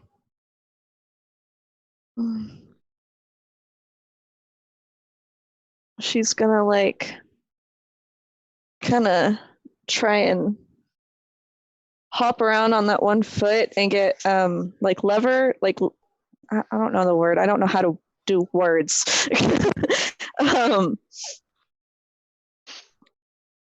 So her foot's on this rock and she's kind of still bracing herself like up a little, balancing, right? Yeah, you've got balance and you're in a position in the water where you know if you let go, you're not going to be swept away immediately. You've got like some counterbalance. And with this current, I will say you could try and cross yourself. You are halfway there. I'm going to let go of his hand and immediately, like as I'm falling, hold on to the log and like just be trying to scooch myself across that way. They With don't the lantern let go. still, like, they don't up. let go of your hand. If you let Oh. go, they just grab you by the wrist. This is much too complicated. Just trust me and hand me the lantern. You have to promise you won't throw her in the river. I don't know why, but I don't get a good feeling from this. And the skull like looks you directly in the eye, if you could tell, and says, "I swear, I will do no harm to this lantern Or the light. or the light within the lantern." I understand your perspective. It's important for you to have this light because some things may be too scary. But all I am here to do is help you get to the waterfall and get home.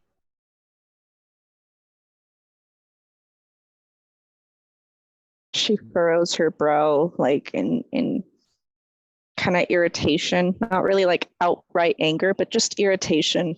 She doesn't like being forced to do anything or coerced to really, and I say you she'll can just like try and see Right. if your hand can get out of the grip. That's So- what I was gonna say that. Please don't. Yeah. Just because I said I grabbed your wrist doesn't mean you're like impossibly stuck in the situation. Oh yeah, you could absolutely roll to try like get out of this grasp. I think I do want to try that actually. Yeah. Okay. Um, So but hopefully without falling in the water. 6. Why are these such bad rolls? that is a so that would be 6. I was gonna double check. I It's a think failure. It's a failure. it's failure. So 6? Oh. So as you'll try and yank out of that grasp, and you just can't quite get it.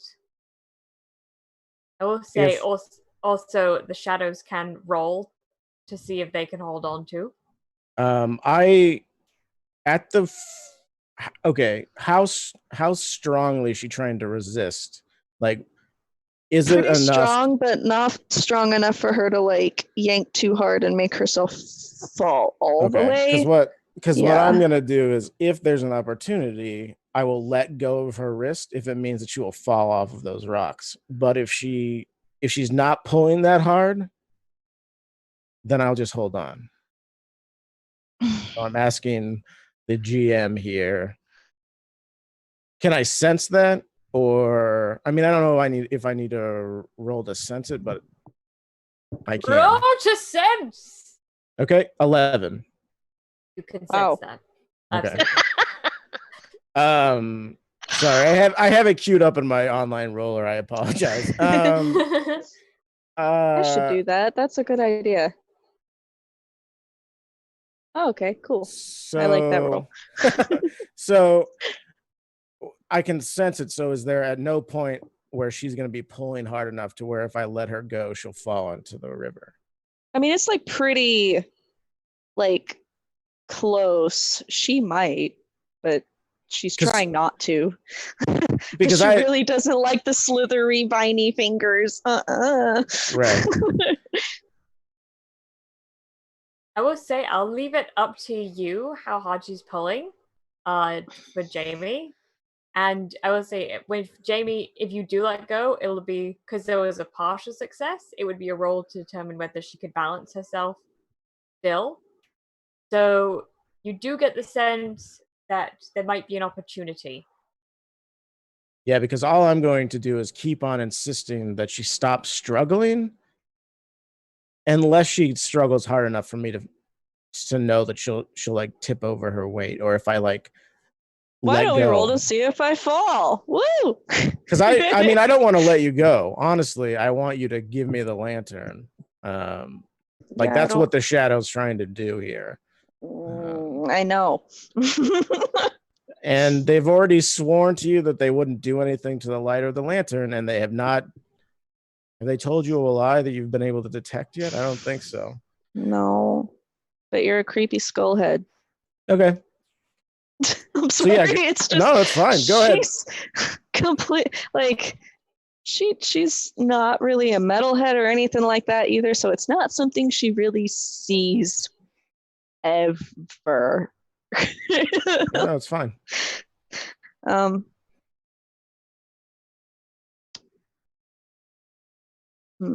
Well, for that, then I just won't try and let you go. Then I'll just be like insistent on handing you. Just hand me the lantern. Nothing will happen to it or the light, and I will get you both across. And you can roll to insight or roll to try and get free again. I'll roll one more time to try and see if I can get free. Why do I keep getting 6s? Why? You're not gonna be free. That's just what the story is Dang gonna it! be. She's going to very begrudgingly just hold the lantern out to him, but not say anything. Because she doesn't really see another option right now. Sir Bonington grabs the lantern, holds it in their like right hand because they're using their left hand, and looking at you the entire time, Jamie. He uses his one hand to lift you out of the water and put you on the log, and then hand you the lantern back. Why? She's just gonna try and keep walking across the log and just be really angry the whole time. Like she's just stewing in frustration because he used one arm and he could have done that this whole time. Yup. Boy. I like just beeline out of the lantern and immediately just like get very close to, like almost like on Jamie's shoulder, just kind of like very upset, was very scared, and like I don't have eyes, but like I'm just very glad to be not near the river and finally across it. And since you're outside of the like magnification level of the lantern, the forest and the water seeps closer and closer to both of you, and it seems like it's almost like suffocating. And a voice from behind you says, "You trusted me. Thank you."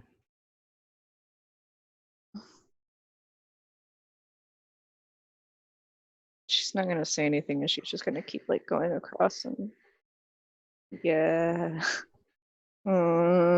She doesn't know if she should have, or yeah. Oh. As you continue to walk, you begin to slowly dry from the wet, cold river. And Oriana and Jamie, do you think your relationship has improved, worsened, or remained the same? I'm gonna leave it up to Oriana on this one. I'm gonna say that it's completely level, like the same, but it was very close to, I would say like it was damaged just by the fact that Jamie handed the lantern over to the shadow. Like it's kind of like I understand why, but I still hate it. It's like I don't like it now. So would you Yeah. say it's the same or 1 damage? For now, I kind of say it's damaged, to be honest. So the mechanics that happen here are the lantern and the lost's relationship affects the dice rolls in the game, and 0 from -1 to 1 has no effect. So right now you'd be at -1. Mhm. But if you get to -2 and below, the shadows gain a +1 to their roll, or can give a -1 to the lost or the land roll. And the Okay. same in reverse. If you had like a +2 to your relationship, the Lost would gain a +1 to their roll or be able to give the Shadows a -1. So there's no effect for the moment, but that is, if it gets one below again, then the Lost gains a benefit. The Shadows get a benefit to Bonington. So, as you continue down this pathway, you begin to slowly dry and recover from what was a very harrowing incident in the water. And your trust of Sir Bonington and what their plans are. Maybe they can be trusted. Or maybe they can't. You just don't know.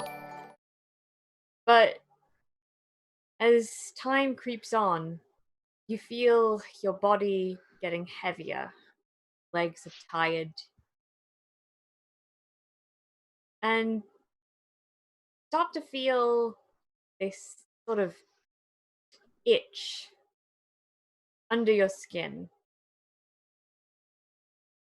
And then you look, and I'm going to say, if this is okay, Ran, you look at the place where Sir Bodington kept hold of your hand, and you start to see just this inky blackness, like tiny threads spreading across your skin. And that itch starts to turn into a vaguely nauseous feeling as very slowly this happens. And I say, I will give the note to Oriana and the Shadows. Jamie wouldn't know this, but Oriana, you've seen this before. You've seen the sickness that the forest can spread. And you know you can help heal, but it would mean absorbing part of it into yourself. And you would recover, but it would take a little while. And the Shadows also know that the lantern could heal Jamie if you wanted to. But for Jamie, all you see is this creeping, inky blackness.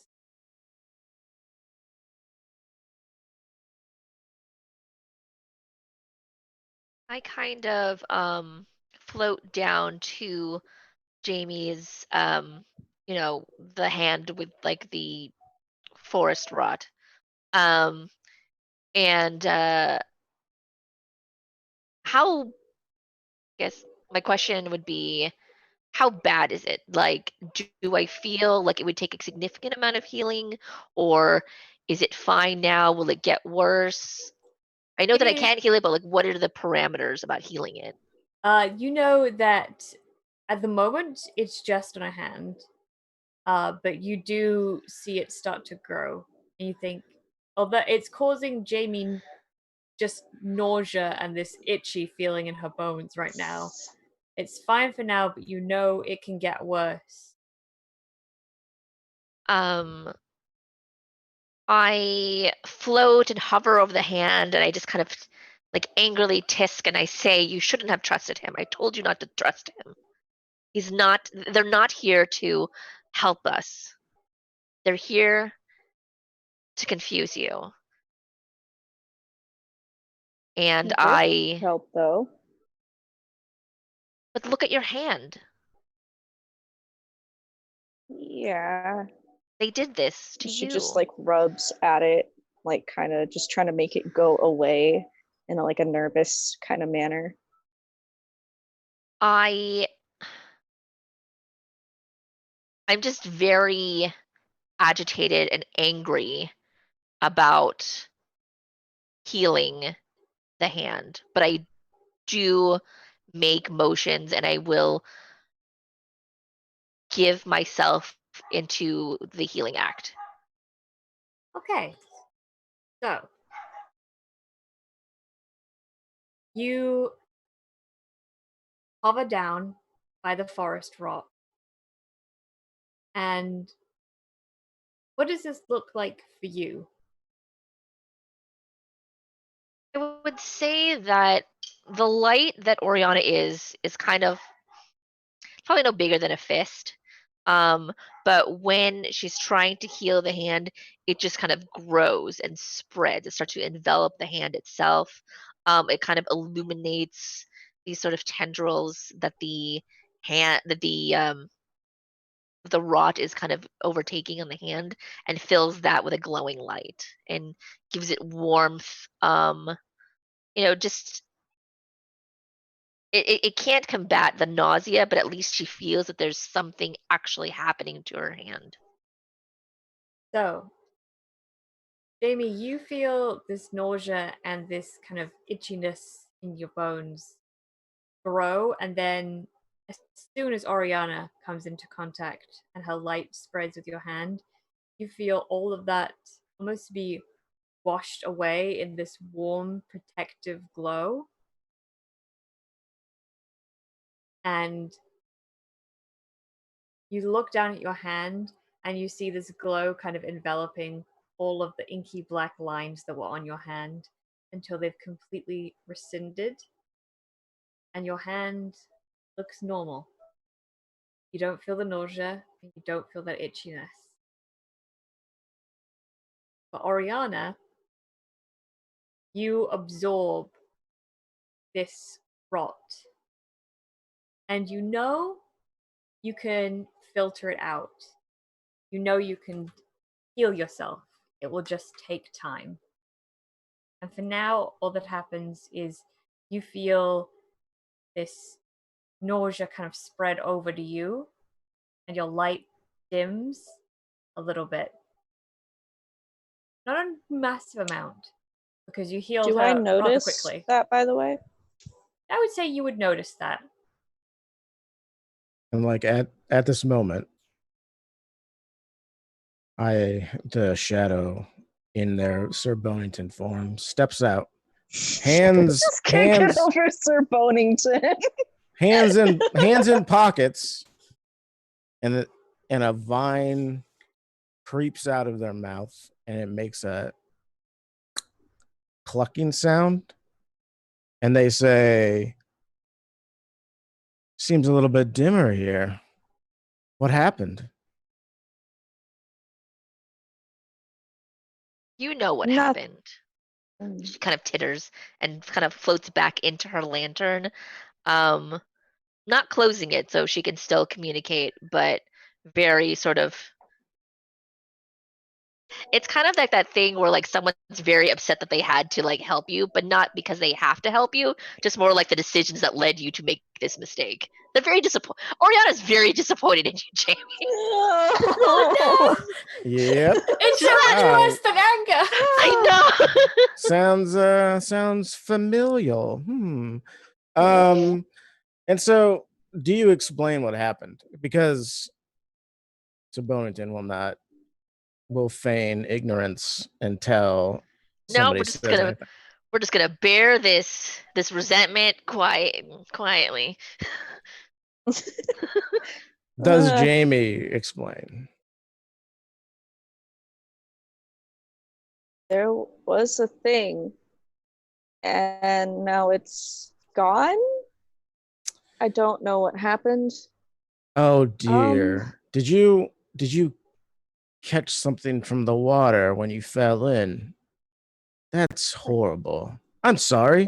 You know, if you had asked me, I would have helped you. I have many salves. And he like produces from his hand like a poultice. He's like, that could have helped and aided you fighting off an infection. Zooms out of her lantern, just kind of kick that poultice out of your hand and just go back inside. Oh my. It's so interesting that our friend the glowworm here would insist on healing you and also darken your path. One of my poultices could have done one without the other. And as he says other, the chittering voices in the darkness of the forest sort of like rattle and come even closer as the dimming of the light It's not a lot, but it's noticeable.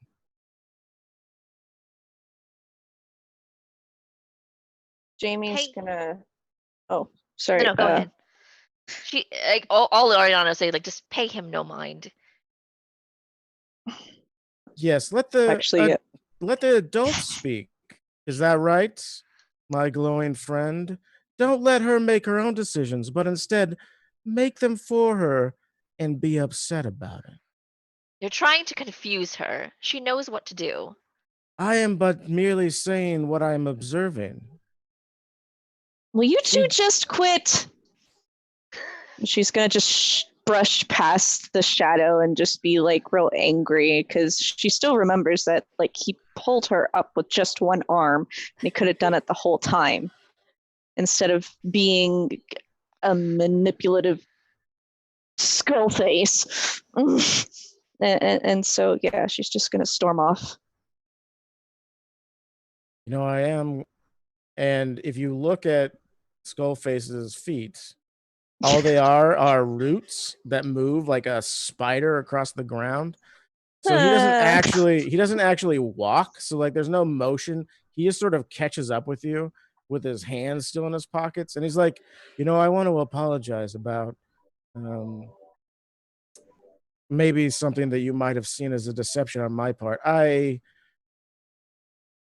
was very weakened by lowering that tree into the path, that it took me a while to regain my full strength to lift you out of the water.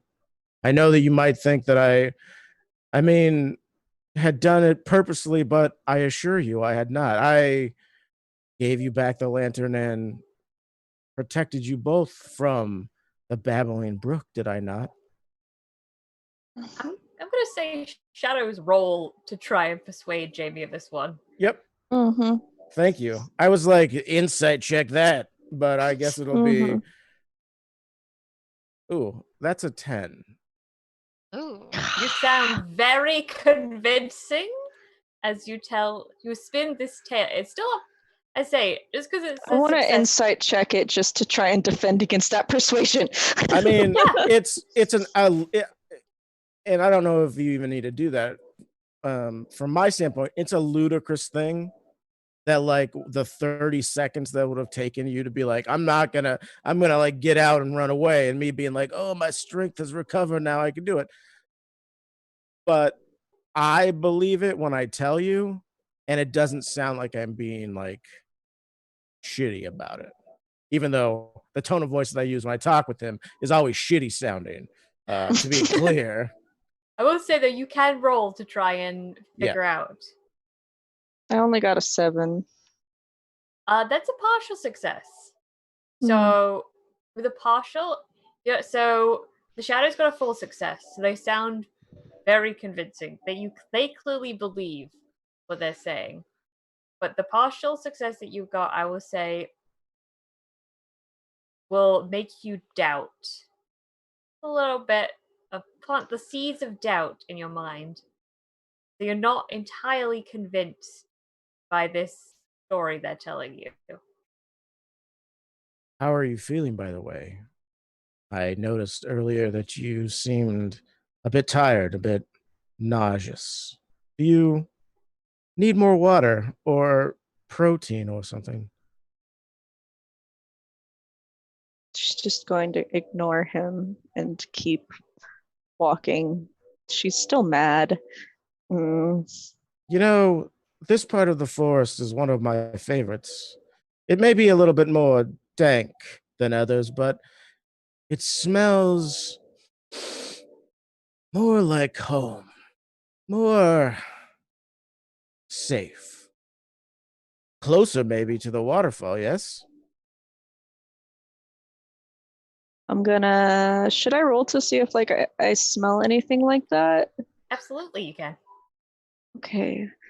Even though I've had great luck with rolls today, totally. Oh, wow. 5. Why can I not get anything? Why?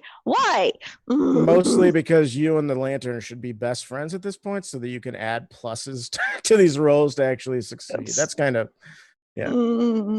But it's all about how the Yep. relationship develops. Yep, exactly. Exactly. For sure. I'm not Uh, saying that you. Yeah, no, I'm sorry. I shouldn't say that you should have tried to game it so that you had a higher score. I'm just saying like 2d6 trying to get higher than a 7 is hard without modifiers. That's a good point. Yeah, yeah. And I just have really bad luck, honestly. Like this is every game I've ever played. I never roll well. Oh no. It's great. It's totally great. So you do smell water. Let's say with the fire, you smell water. And I don't really know. I was going to say it smells good, but that seems a weird thing to say after that. Water smells good. I mean, it sure does to me. Mm-mm. I'm gonna Sweet water. Let me just drink my caffeinated water in the form of coffee. No problem. It's so late. Caffeinated bean juice. It's only 8 here, so. For It's coffee? 10 here. It is 4 a.m. I know. I'm more. my I'm God. more fascinated that you're still awake. To be quite honest. I have no idea how. Oh man. No, All right. no, no. So as we continue walking down this path, sorry, I doesn't necessarily need to be RP'd, but Sir Bonington is definitely talking to you more than he has before, just like chatting innocuous things about the forest and like what he does. And he doesn't interact with the lantern at all. He sort of ignores them if they say anything or if she says anything, and just kind of poses questions to you and seems genuinely interested in your responses.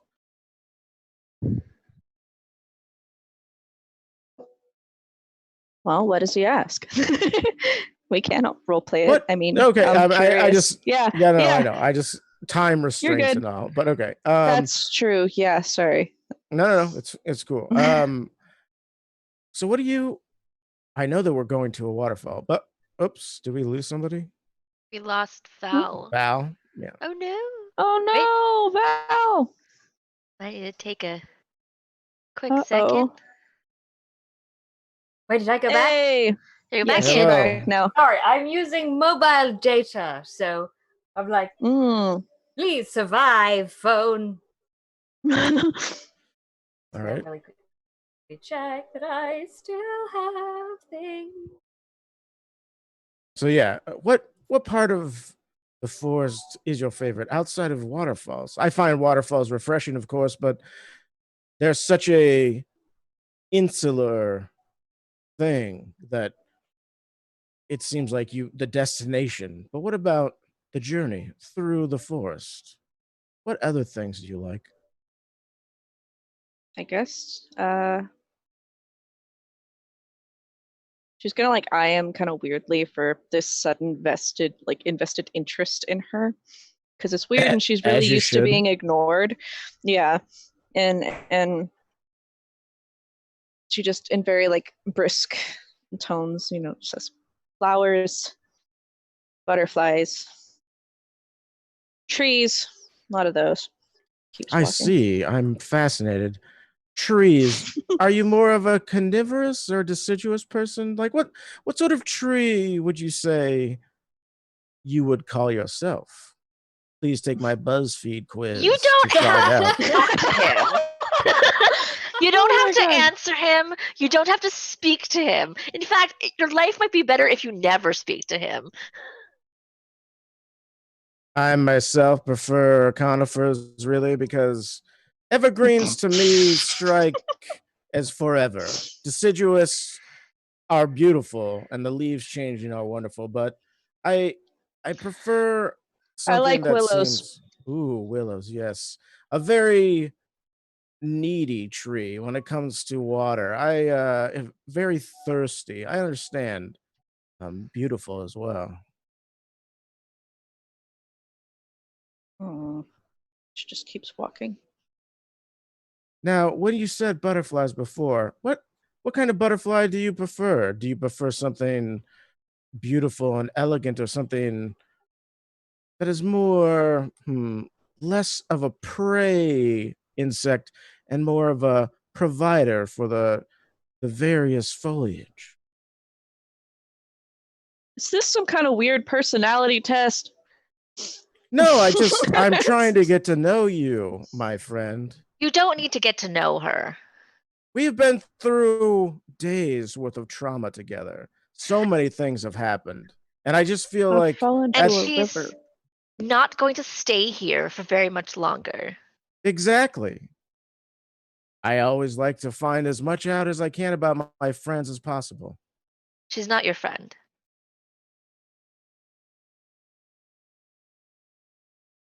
How do either of you I know who my friends are? I was gonna say I didn't presume to assume that she was my friend, only that I hoped that we would be at some point because I find her fascinating.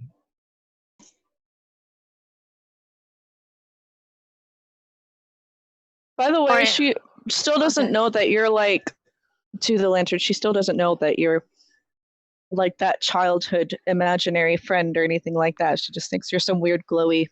Light. It's okay. Yeah, just to and- clarify for people. No, it's totally good. It's one of those moments where I'm just like, wait a minute, Ariana. Does Oriana even think that she's her friend? And I'm like,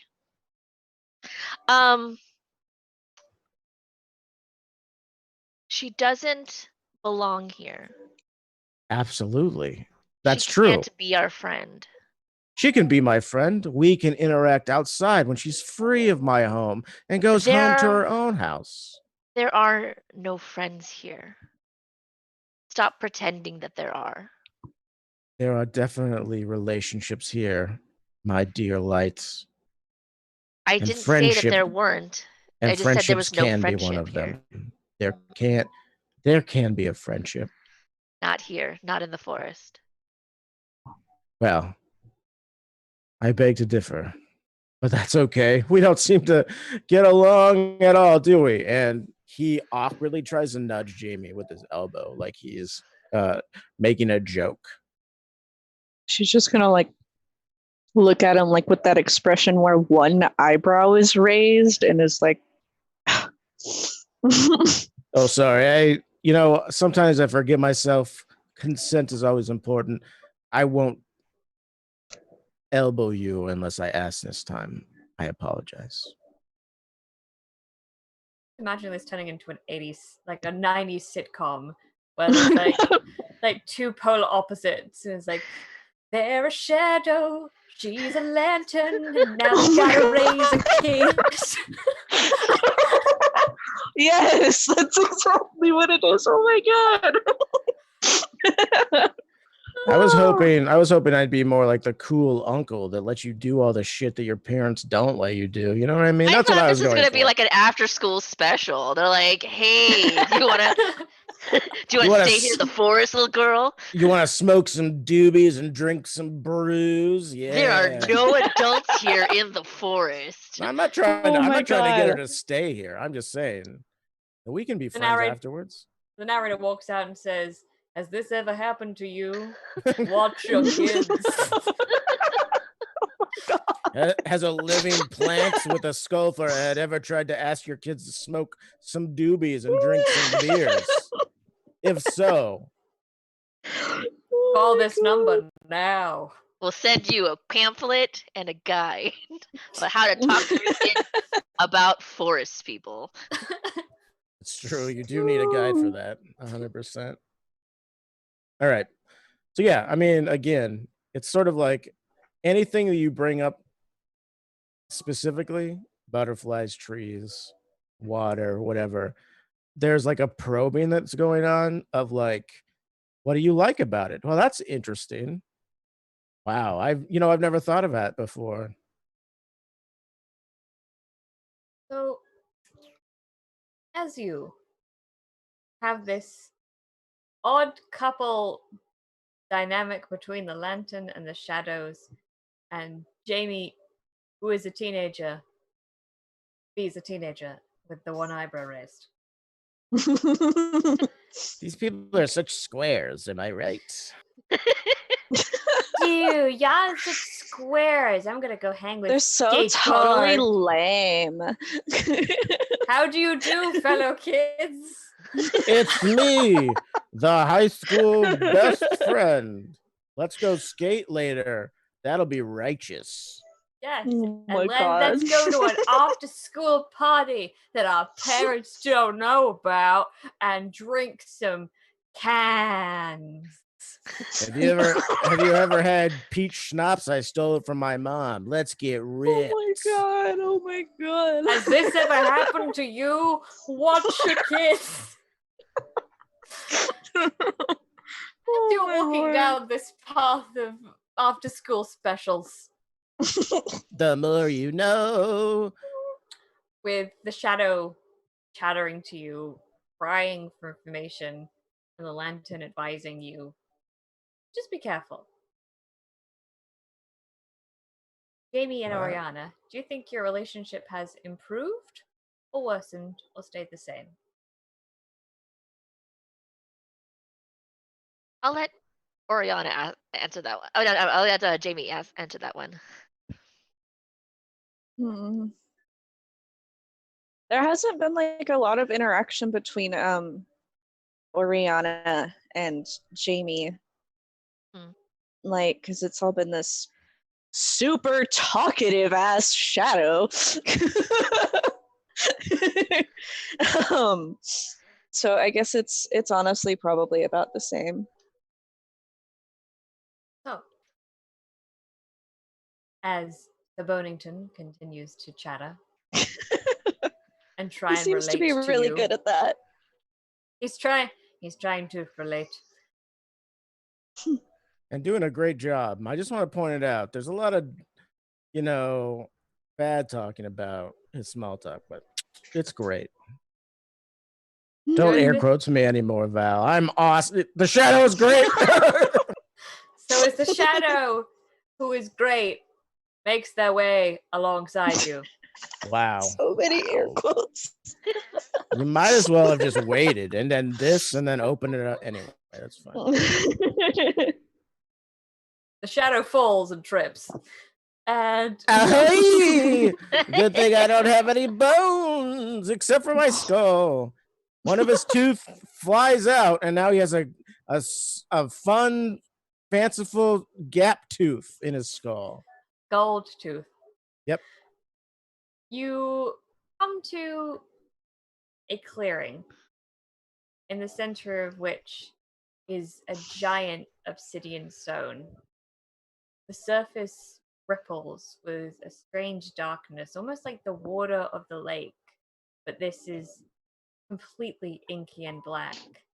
And you get that same feeling as when the rock was in your arm. It makes your bones itch. But you can also feel the nature of it. It feels like it's pulling you in, but pushing you away at the same time. And you feel an urge to look at the surface. By the way, I hope you all aren't hearing me chewing because I'm eating crunchy ice cream. I cannot hear anything. Woo! I'm very upset, but only because you're not sharing. I'm sorry. Jamie just I would magically like put gets ice some cream. on my phone and just. There are apples, there's water, and then there's ice cream. Woo! Look, I didn't know if there was an ice cream factory in the forest that I could just assume that I had the powers to create fish food for everyone, okay? Oh my God. You remembered the kind I was eating, huh? That's funny. Yes, I did. Sorry, I didn't mean to call you out about that, but yes, I do. That's okay. That's cool. It's a good ass ice cream. I highly recommend it. So, as this obsidian stone comes into view, Ariana, you feel that same pull. And you've done this a few times. Have you done this a few times before, Ariana? Yeah, not quite. I've been to this area several times, and what happens here and what it represents bothers me. So I don't come here very often. In which case, this is fairly new to you getting closer to the obsidian stone. But Jamie, do you get closer? Mhm. I'm gonna. How is like the lantern? How is Oriana reacting to it? I It's almost like it's not as bad as when you were by the water and she was trying to get away from it. She doesn't like there's something that she finds very distasteful about the stone, but it's not so visceral in her reaction. Um but she does kind of just say this isn't for us. We should go. We need to Yeah. leave. And like in concert with that comment, Sir Bonington like walks up to it and like he is done with many things around this forest, just sort of like puts his hand on it and starts like stroking it. He's like, here we are. Why? Why with the creepy strokes? This is where we are. This is the path to the waterfall. You can hear the rushing of the water, smell the crisp air. And you, my friend, and he like looks at the lantern and says, do not fear your freedom and do not hinder our friend in making their journey a success based only on your own fear. She's gonna look at the lantern and ask, what does he mean? He thinks I'm afraid of the stone. I think, and let me tell you, I think that our friend here, trapped as they are, locked in a prison of their own making, is afraid of freedom, afraid of what comes after. And that is why they will stay in the lantern. And that's that why they ask you to leave. Because this stone, because this path is unknown to them. And they would much rather just continue doing the same thing with a new person over and over again instead of Wait. experiencing their own life. What? And she's just gonna sit down, not go any closer to the stone, but like not back away either, because she's just confused. And it's easier to take confusing things sitting down. Typically. True. Good choice. More like on my side in the fetal position, sobbing is how I deal with things. But yeah, sitting down works too. That's a mood too. How That's dare a you mood get too. too real with this? I apologize. You Oh, see, this is what we've been coming for. Your parents telling you forever that you weren't allowed to be who you needed to be, who you wanted to be. This is the path that will lead you to become who you are. And the lantern, my friend here locked away in the prison, is too afraid to allow you or themselves the way down a new path, a freer path, one with less rules and less people telling you what you must do. I feel like that needs a persuasion roll. It definitely does. Oh, I'm sorry. Is that It definitely does need a persuasion roll for this all right? 8. Okay, 8 is a partial success. So you get the sense they are trying to persuade you their way. And you don't know if their way is entirely the right way, or whether it's just what they want. You get the sense they're offering you a deal each, sort of. Jamie, they're offering. Correct me if I'm wrong with this, Fran. I don't want to speak for the shadows. But Oriana, they offer you a freedom. And Jamie, they offer you a waterfall. Or do they? Because an 8 is a partial success. So are they offering you what you want? Are they offering you freedom? You don't know. Don't trust them entirely. Can't say for sure if they're lying.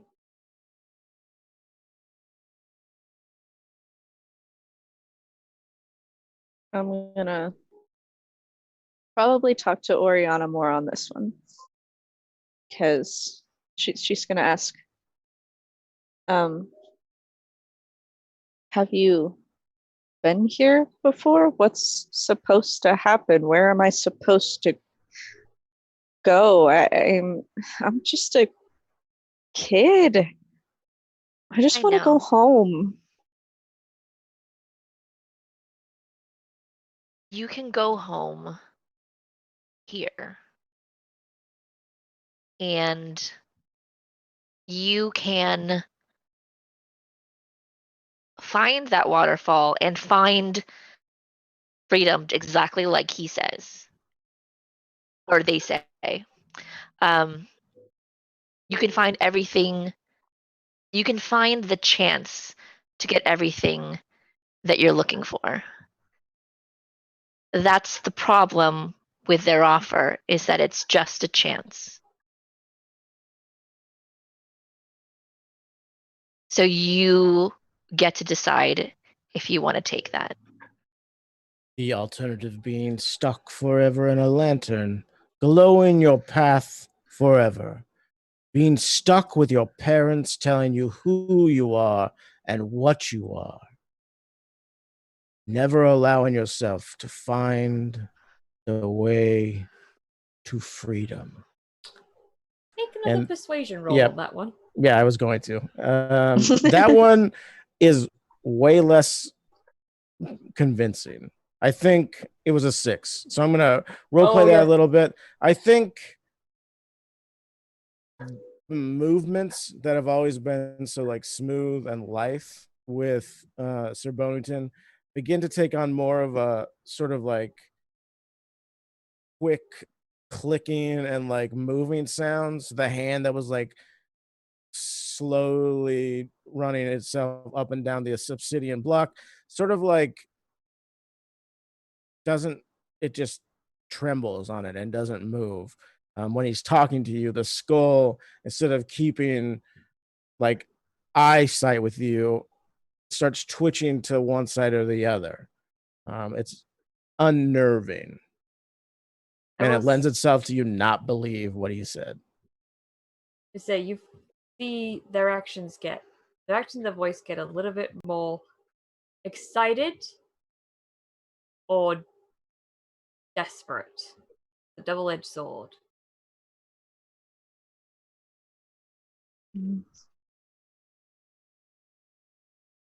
Sorry. I think that's my music. I have background stuff going on the TV because kiddo likes music at night. By the way, stream people, I have a kiddo. Yeah. She's sleeping right now, thankfully. Oh my god. But I can turn it down if it's bothering people. Yeah, just a little. There we go. Okay. Alrighty.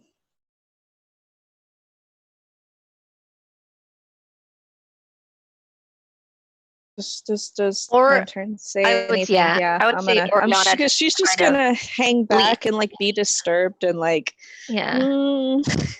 I'd say Oriana kind of like leaves the lantern and simply says, and simply kind of like sits on top of it and says,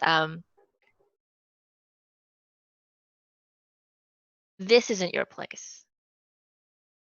And you have a chance to leave it, and you should. But you must understand that there is no more path that I can illuminate for you after that. I am not going with you. And the waterfall is just here. The destination for this journey. The place where we can clear our minds and understand the things that we need to do from day to day is so close.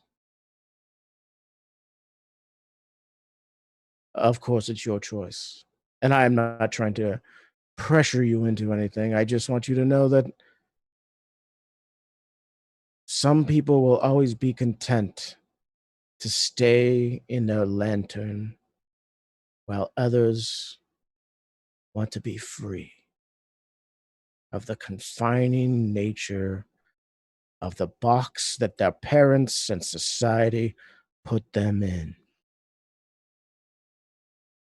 He's twitchy again, isn't he? It's witchy. Yes. I rolled another persuasion and it was a 10. So I think he twitches a little bit, but then like you see visible effort in the vines as he like locks his shoulders into place and stands up to like full height of like 8 feet tall and looks down at you. And it is much less smooth and lithe and much more rigid and imperious.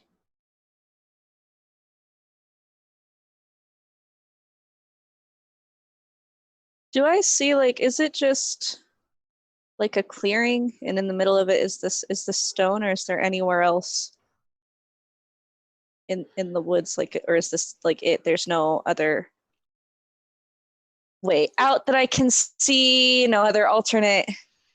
I'm just curious. Just say, make a roll.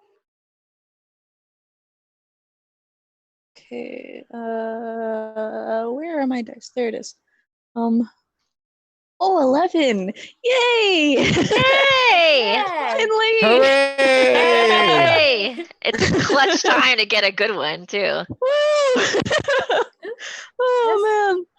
I'm gonna say with Oriana's words and how the shadow, so Bonington, has been getting more twitchy, there is enough doubt in your mind that you look around for it and you see, kind of spirited away with the tunnel that they walk through. You see a small brick tunnel, not a small one, but you know, like it's not as large as the obsidian stone. The thin pinprick of light at the end.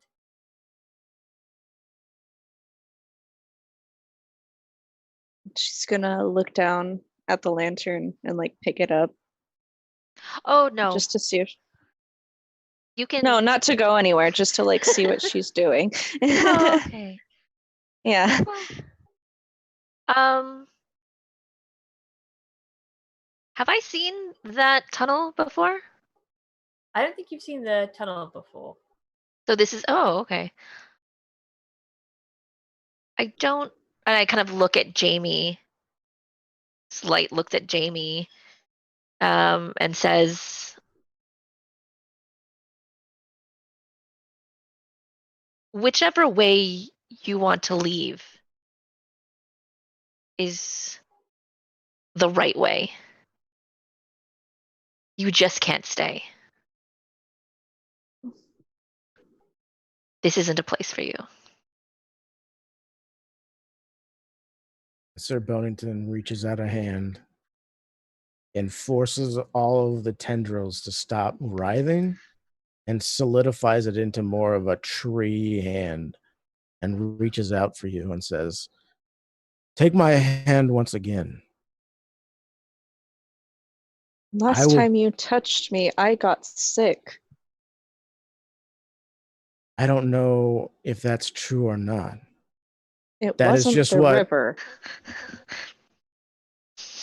Okay. Take my hand again and rely on the healing power of your friend, the lantern. And I will lead you to the place that you need to be, the place you want to be.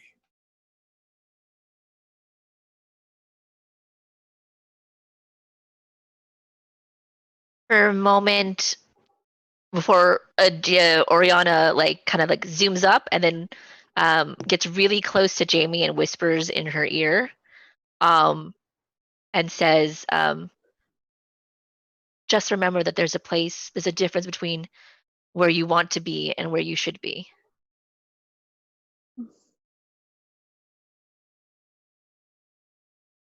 All the pain, all the sorrow. Once we make this choice, it will be gone. There will be things that will come up again, of course, because that is life. But what you're feeling now and the disappointments that you felt will be left behind into a new place, into a safer place, into one where you can fully blossom.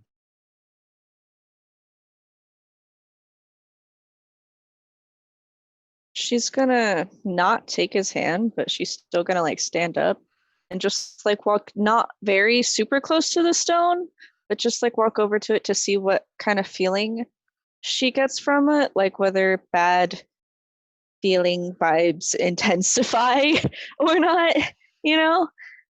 And as you near, you hear, sorry, the I bad just want, feeling vibes do intensify. Yes. As the bad feeling vibes intensify, you hear Sir Bonington say, "Every new and difficult choice in our lives comes down to the will to push past our fear and anxiety and make a move that is healthier for all of us. And if you feel something near this stone, it may not feel good, but understand on the other side, that feeling will disappear."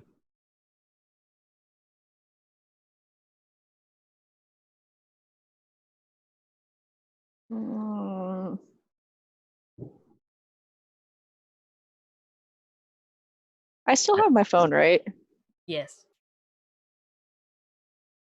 I'm gonna look and see what time it is and what day it is, and if it's even really working at all.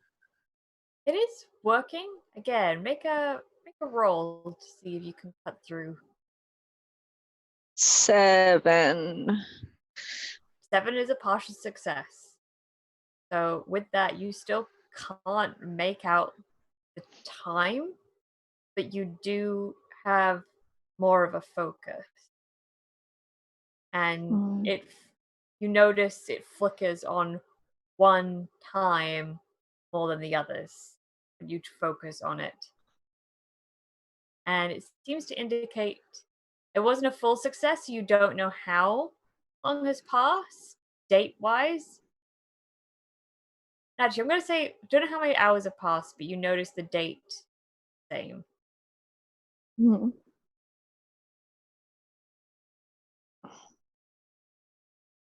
I just want to clarify, every time she turns her phone on, she has a picture, a really old picture of her family, when she was a kid and her brother was a kid, and that's her phone screen, background.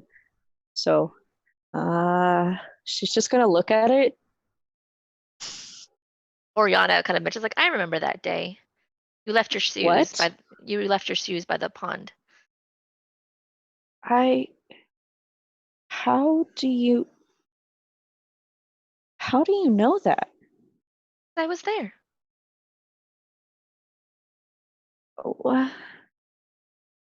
What do you mean? I've always been with you in the forest. This is just the first time you've been this far in. Wait. Ori? That's what she called her when she was a kid. That's like imaginary friend name. Yeah, that's me. I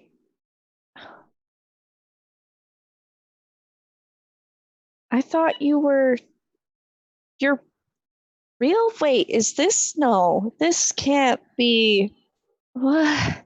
She's just gonna be confused and she's gonna look at her phone and then still be confused, but remember family and that day and then having fun with her friend and like, before things got complicated, good nostalgic feelings. And she's going to look back at the stone and just turn around and take the lantern and immediately take off towards the tunnel, like full sprint running. No, I'm literally screaming.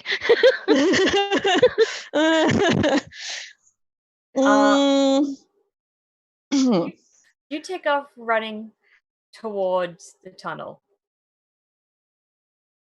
And for the sake of time-wise, we're going to do this one fell swoop. You take off towards the tunnel. And you run through it in this small pinprick of light, and you can feel the forest kind of pursuing you. And then the light grows bigger, bigger. You get closer and closer to the exit. And as you come out of it, you awaken on the forest floor. Your phone lying a few steps in front of you. And you recognize this as the place where you tripped.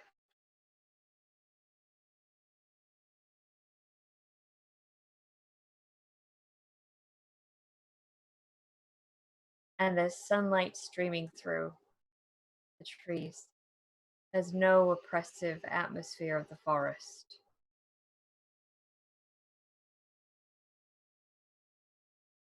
And you hear water nearby.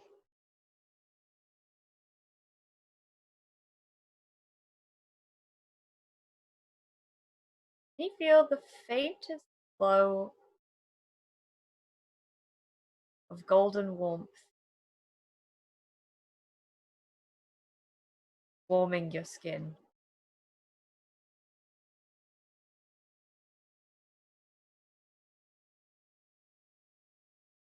What does Jamie do? I don't have, there's no lantern or anything anymore, right? It's just, it's all gone. I'm just. Does it feel like it's in front of me, the warmth, or is it just like how it feels when you feel sunlight? Where is the warmth, Oriana?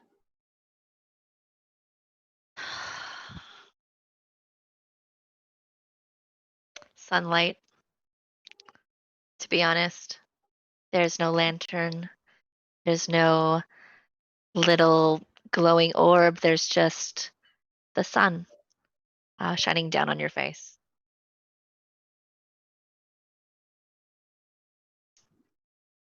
I guess I'm gonna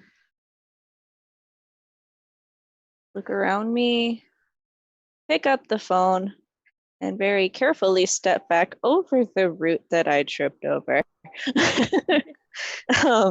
Making sure not to fall this time. And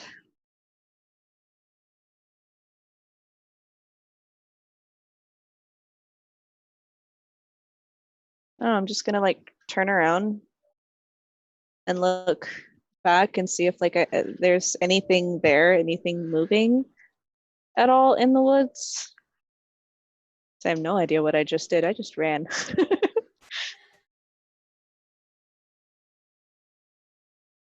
Say make a roll for this.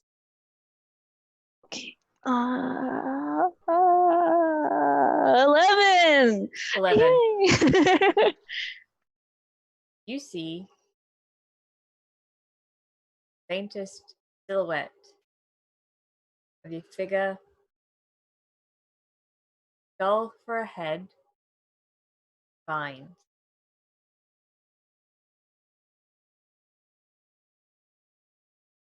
They tip their hat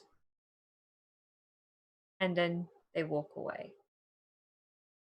And you get the feeling of an oppressive atmosphere lifting from you. Like you've passed some sort of trial.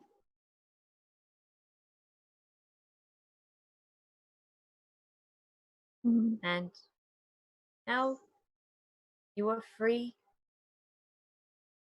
to figure out which path is yours to follow.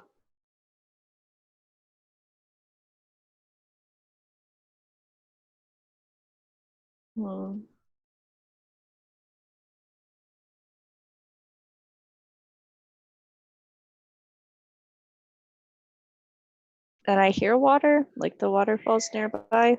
Cats? What? Sorry, I just heard my cats in real life fighting outside. That was. Yay, living in the country. You hear the sounds of the waterfall nearby. And if you walk to where the sound is coming from, you see the same waterfall that you held within your mind. And a pair of familiar shoes on the rock.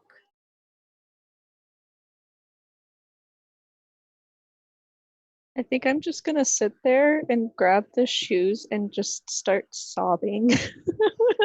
Like, because that was intense for her, and she was trying really hard to keep emotions and feelings, and she doesn't like losing control of them. And yeah, she's gonna just do that and sit there for a while, and I guess after she's done, she would go home. But you know, anyone else wants to do a thing in between there, then yeah.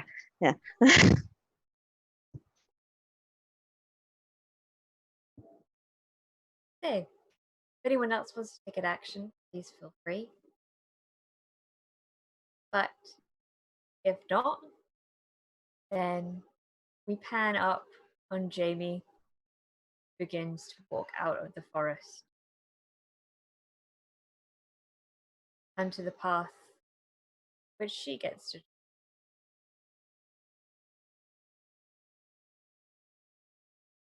That is where we will close the game. You made it! I was really worried that for a second the game wasn't gonna make it. I was very stressed and trying not to be biased. Man, I tried so hard. You did such a good job. You everybody. were amazing. You did so good. You all did amazing. It's almost like I have struggled with these voices in my head for 30 years, and I know exactly what they tell me. That's weird, isn't it, everybody? That's weird. What a mood. Yeah. Cerise and I'm on antidepressants, folks. Yep. Multiple I pills. Oh man, that was honestly like really cathartic though, somehow. I don't know. It was good. I'm glad to say this is I'll go around everybody and let y'all do your outros and everything. But I just want to say thank you so much for playing that and getting to watch it. My heart's like still pounding. I was getting really stressed at points, and at the end with a stone, and you're like, don't be biased narrator, but no, Jamie. I have to say that I think you did fail that part pretty badly. The bias was very clear, and to be fair, you chose a really spooky form. I mean, that's intentionally, right? I mean, Yeah, it was but great. You did it to yourself if you wanted to be convincing. Absolutely. Exactly. So, we'll go over to Ran. I'll let them outro yourself and introduce anything or review. Hello, everybody. It's me, Red. Thank you very much for coming and donating the massive amounts of monies that we've been updating through our chats. I appreciate it. All the money is going to places that I wholeheartedly support. Right now, I'm not doing anything with the world the way it is. My brain has decided that being creative is putting on purple makeup, and that's about it. That's all I can really do. But I am DMing some games, and I am constantly writing stuff about TTRPGs.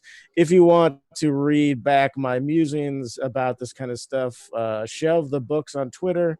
It won't have been active for the last week and a half because when you're trying to combat the shadow in your brain with medication, it takes some getting used to, and not being around Twitter helps. Unfortunately, I wish I could be there for everything that's happening and supporting people in that way, but I unfortunately cannot. So I want to say thank you very much to all of the stream Mental health help. always comes first, though. You're good. Yeah. That's totally understandable.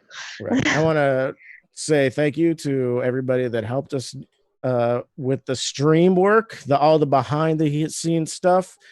Very much appreciated. I want to thank my fellow castmates. You did awesome. And I was like, don't ever pick anything I say. Don't ever do it. Don't do it. It's a lie. But I was very glad that I was at least able to sort of populate that world with something that could have given you guys a moment to pause. And also, I want to thank the creator of the game, Val, who is here and who GM/narrated us.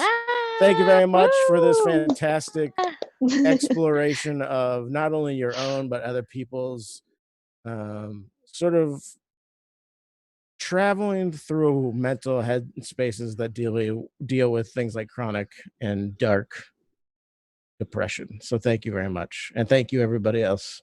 Sorry I'm so long-winded, but I can't help it. Goodbye. Go over to Des.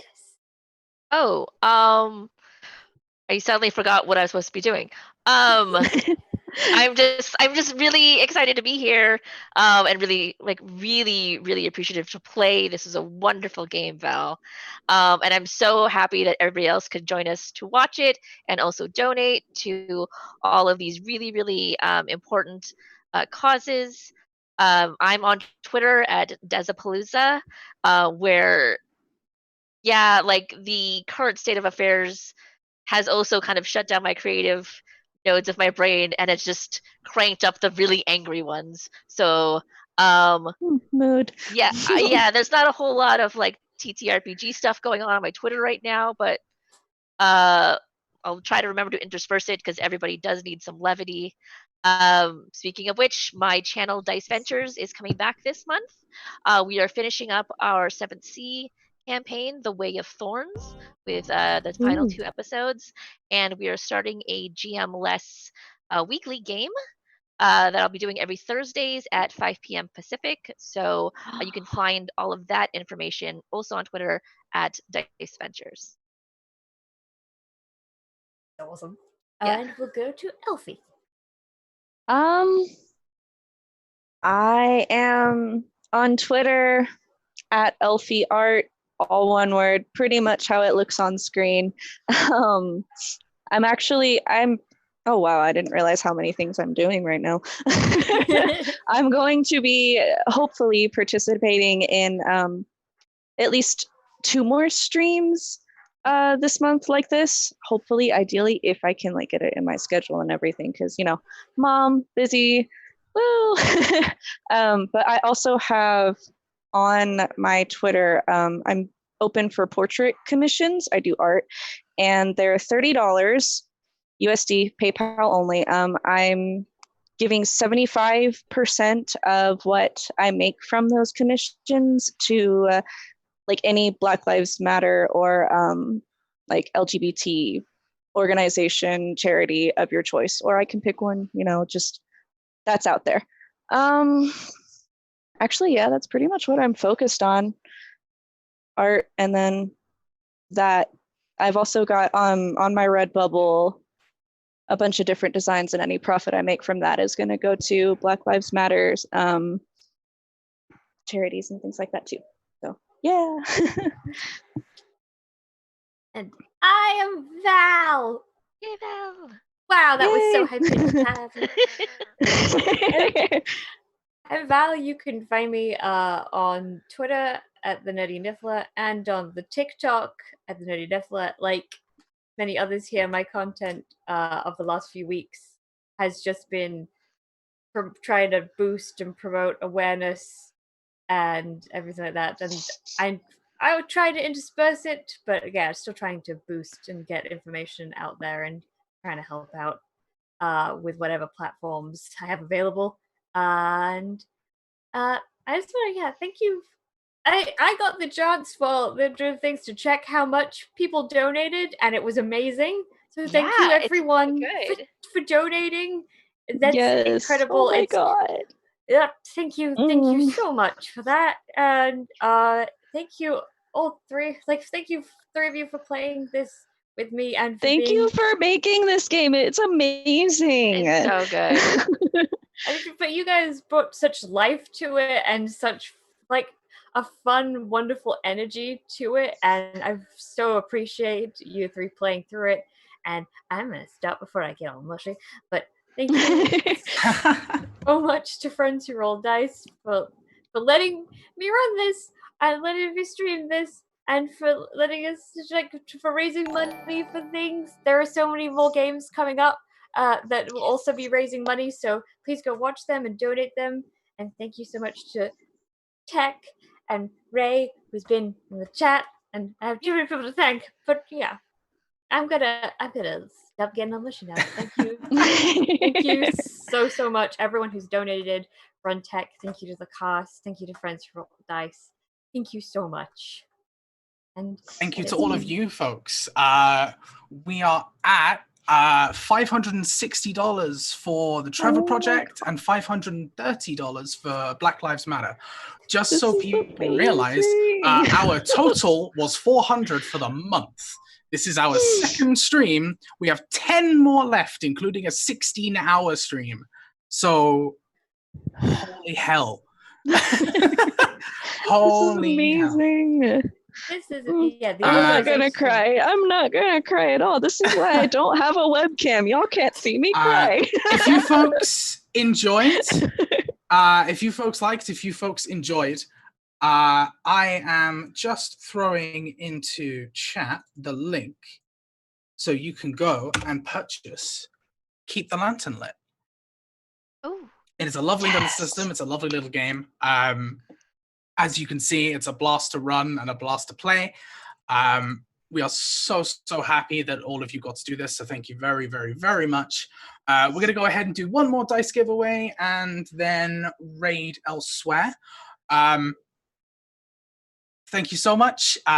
Check us out on Friends Who Roll Dice on Twitter for the rest of the charity games as well. There's a whole bunch more coming, a whole bunch more systems. And we have a few more creators involved as well, which is very excited. Woo! Very, very, very exciting. Yeah, we're going to be keeping on with this content as long as we can. Just waiting on the giveaway. And then we can... Okay.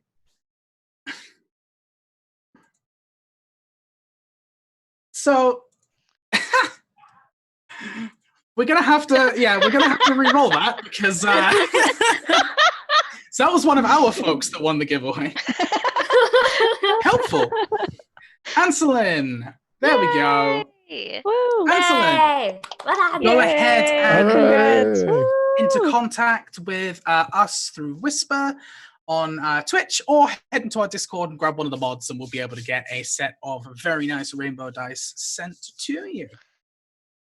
Quick thank you as well to our sponsors, so Nerdware and DM Emporium. They've been helping us out a bunch. Feel free to check them out. They're doing a whole bunch of stuff for Pride as well. Thank you for staying with us. And yeah, I don't know who we're raiding. I think we're raiding roll for damage. I think that's the plan. Awesome. Woo! Yeah. Anybody have any last things they wanted to say? Yes, one more thing. If you go and look at Val's game and you're like, man, I really want to buy this, but I can't quite swing the budget for it, hit me up on DMs. Let me know, and we can work something out so that you can have a copy of this game, because it's Oh, important bless you. that people get to play and experience these kinds of games and understand what to look for outside. So, yep, let me know if you need help. All right, thanks. I got one thing to say. Oh. Happy Pride Month, y'all! Happy Pride Month! Happy Pride Month, everybody. Yes. All right, we're going to go ahead and get that raid going. Thank you, folks. Stay safe, keep well. Happy Pride, Black Lives Matter. Keep moving forward. Adios, people.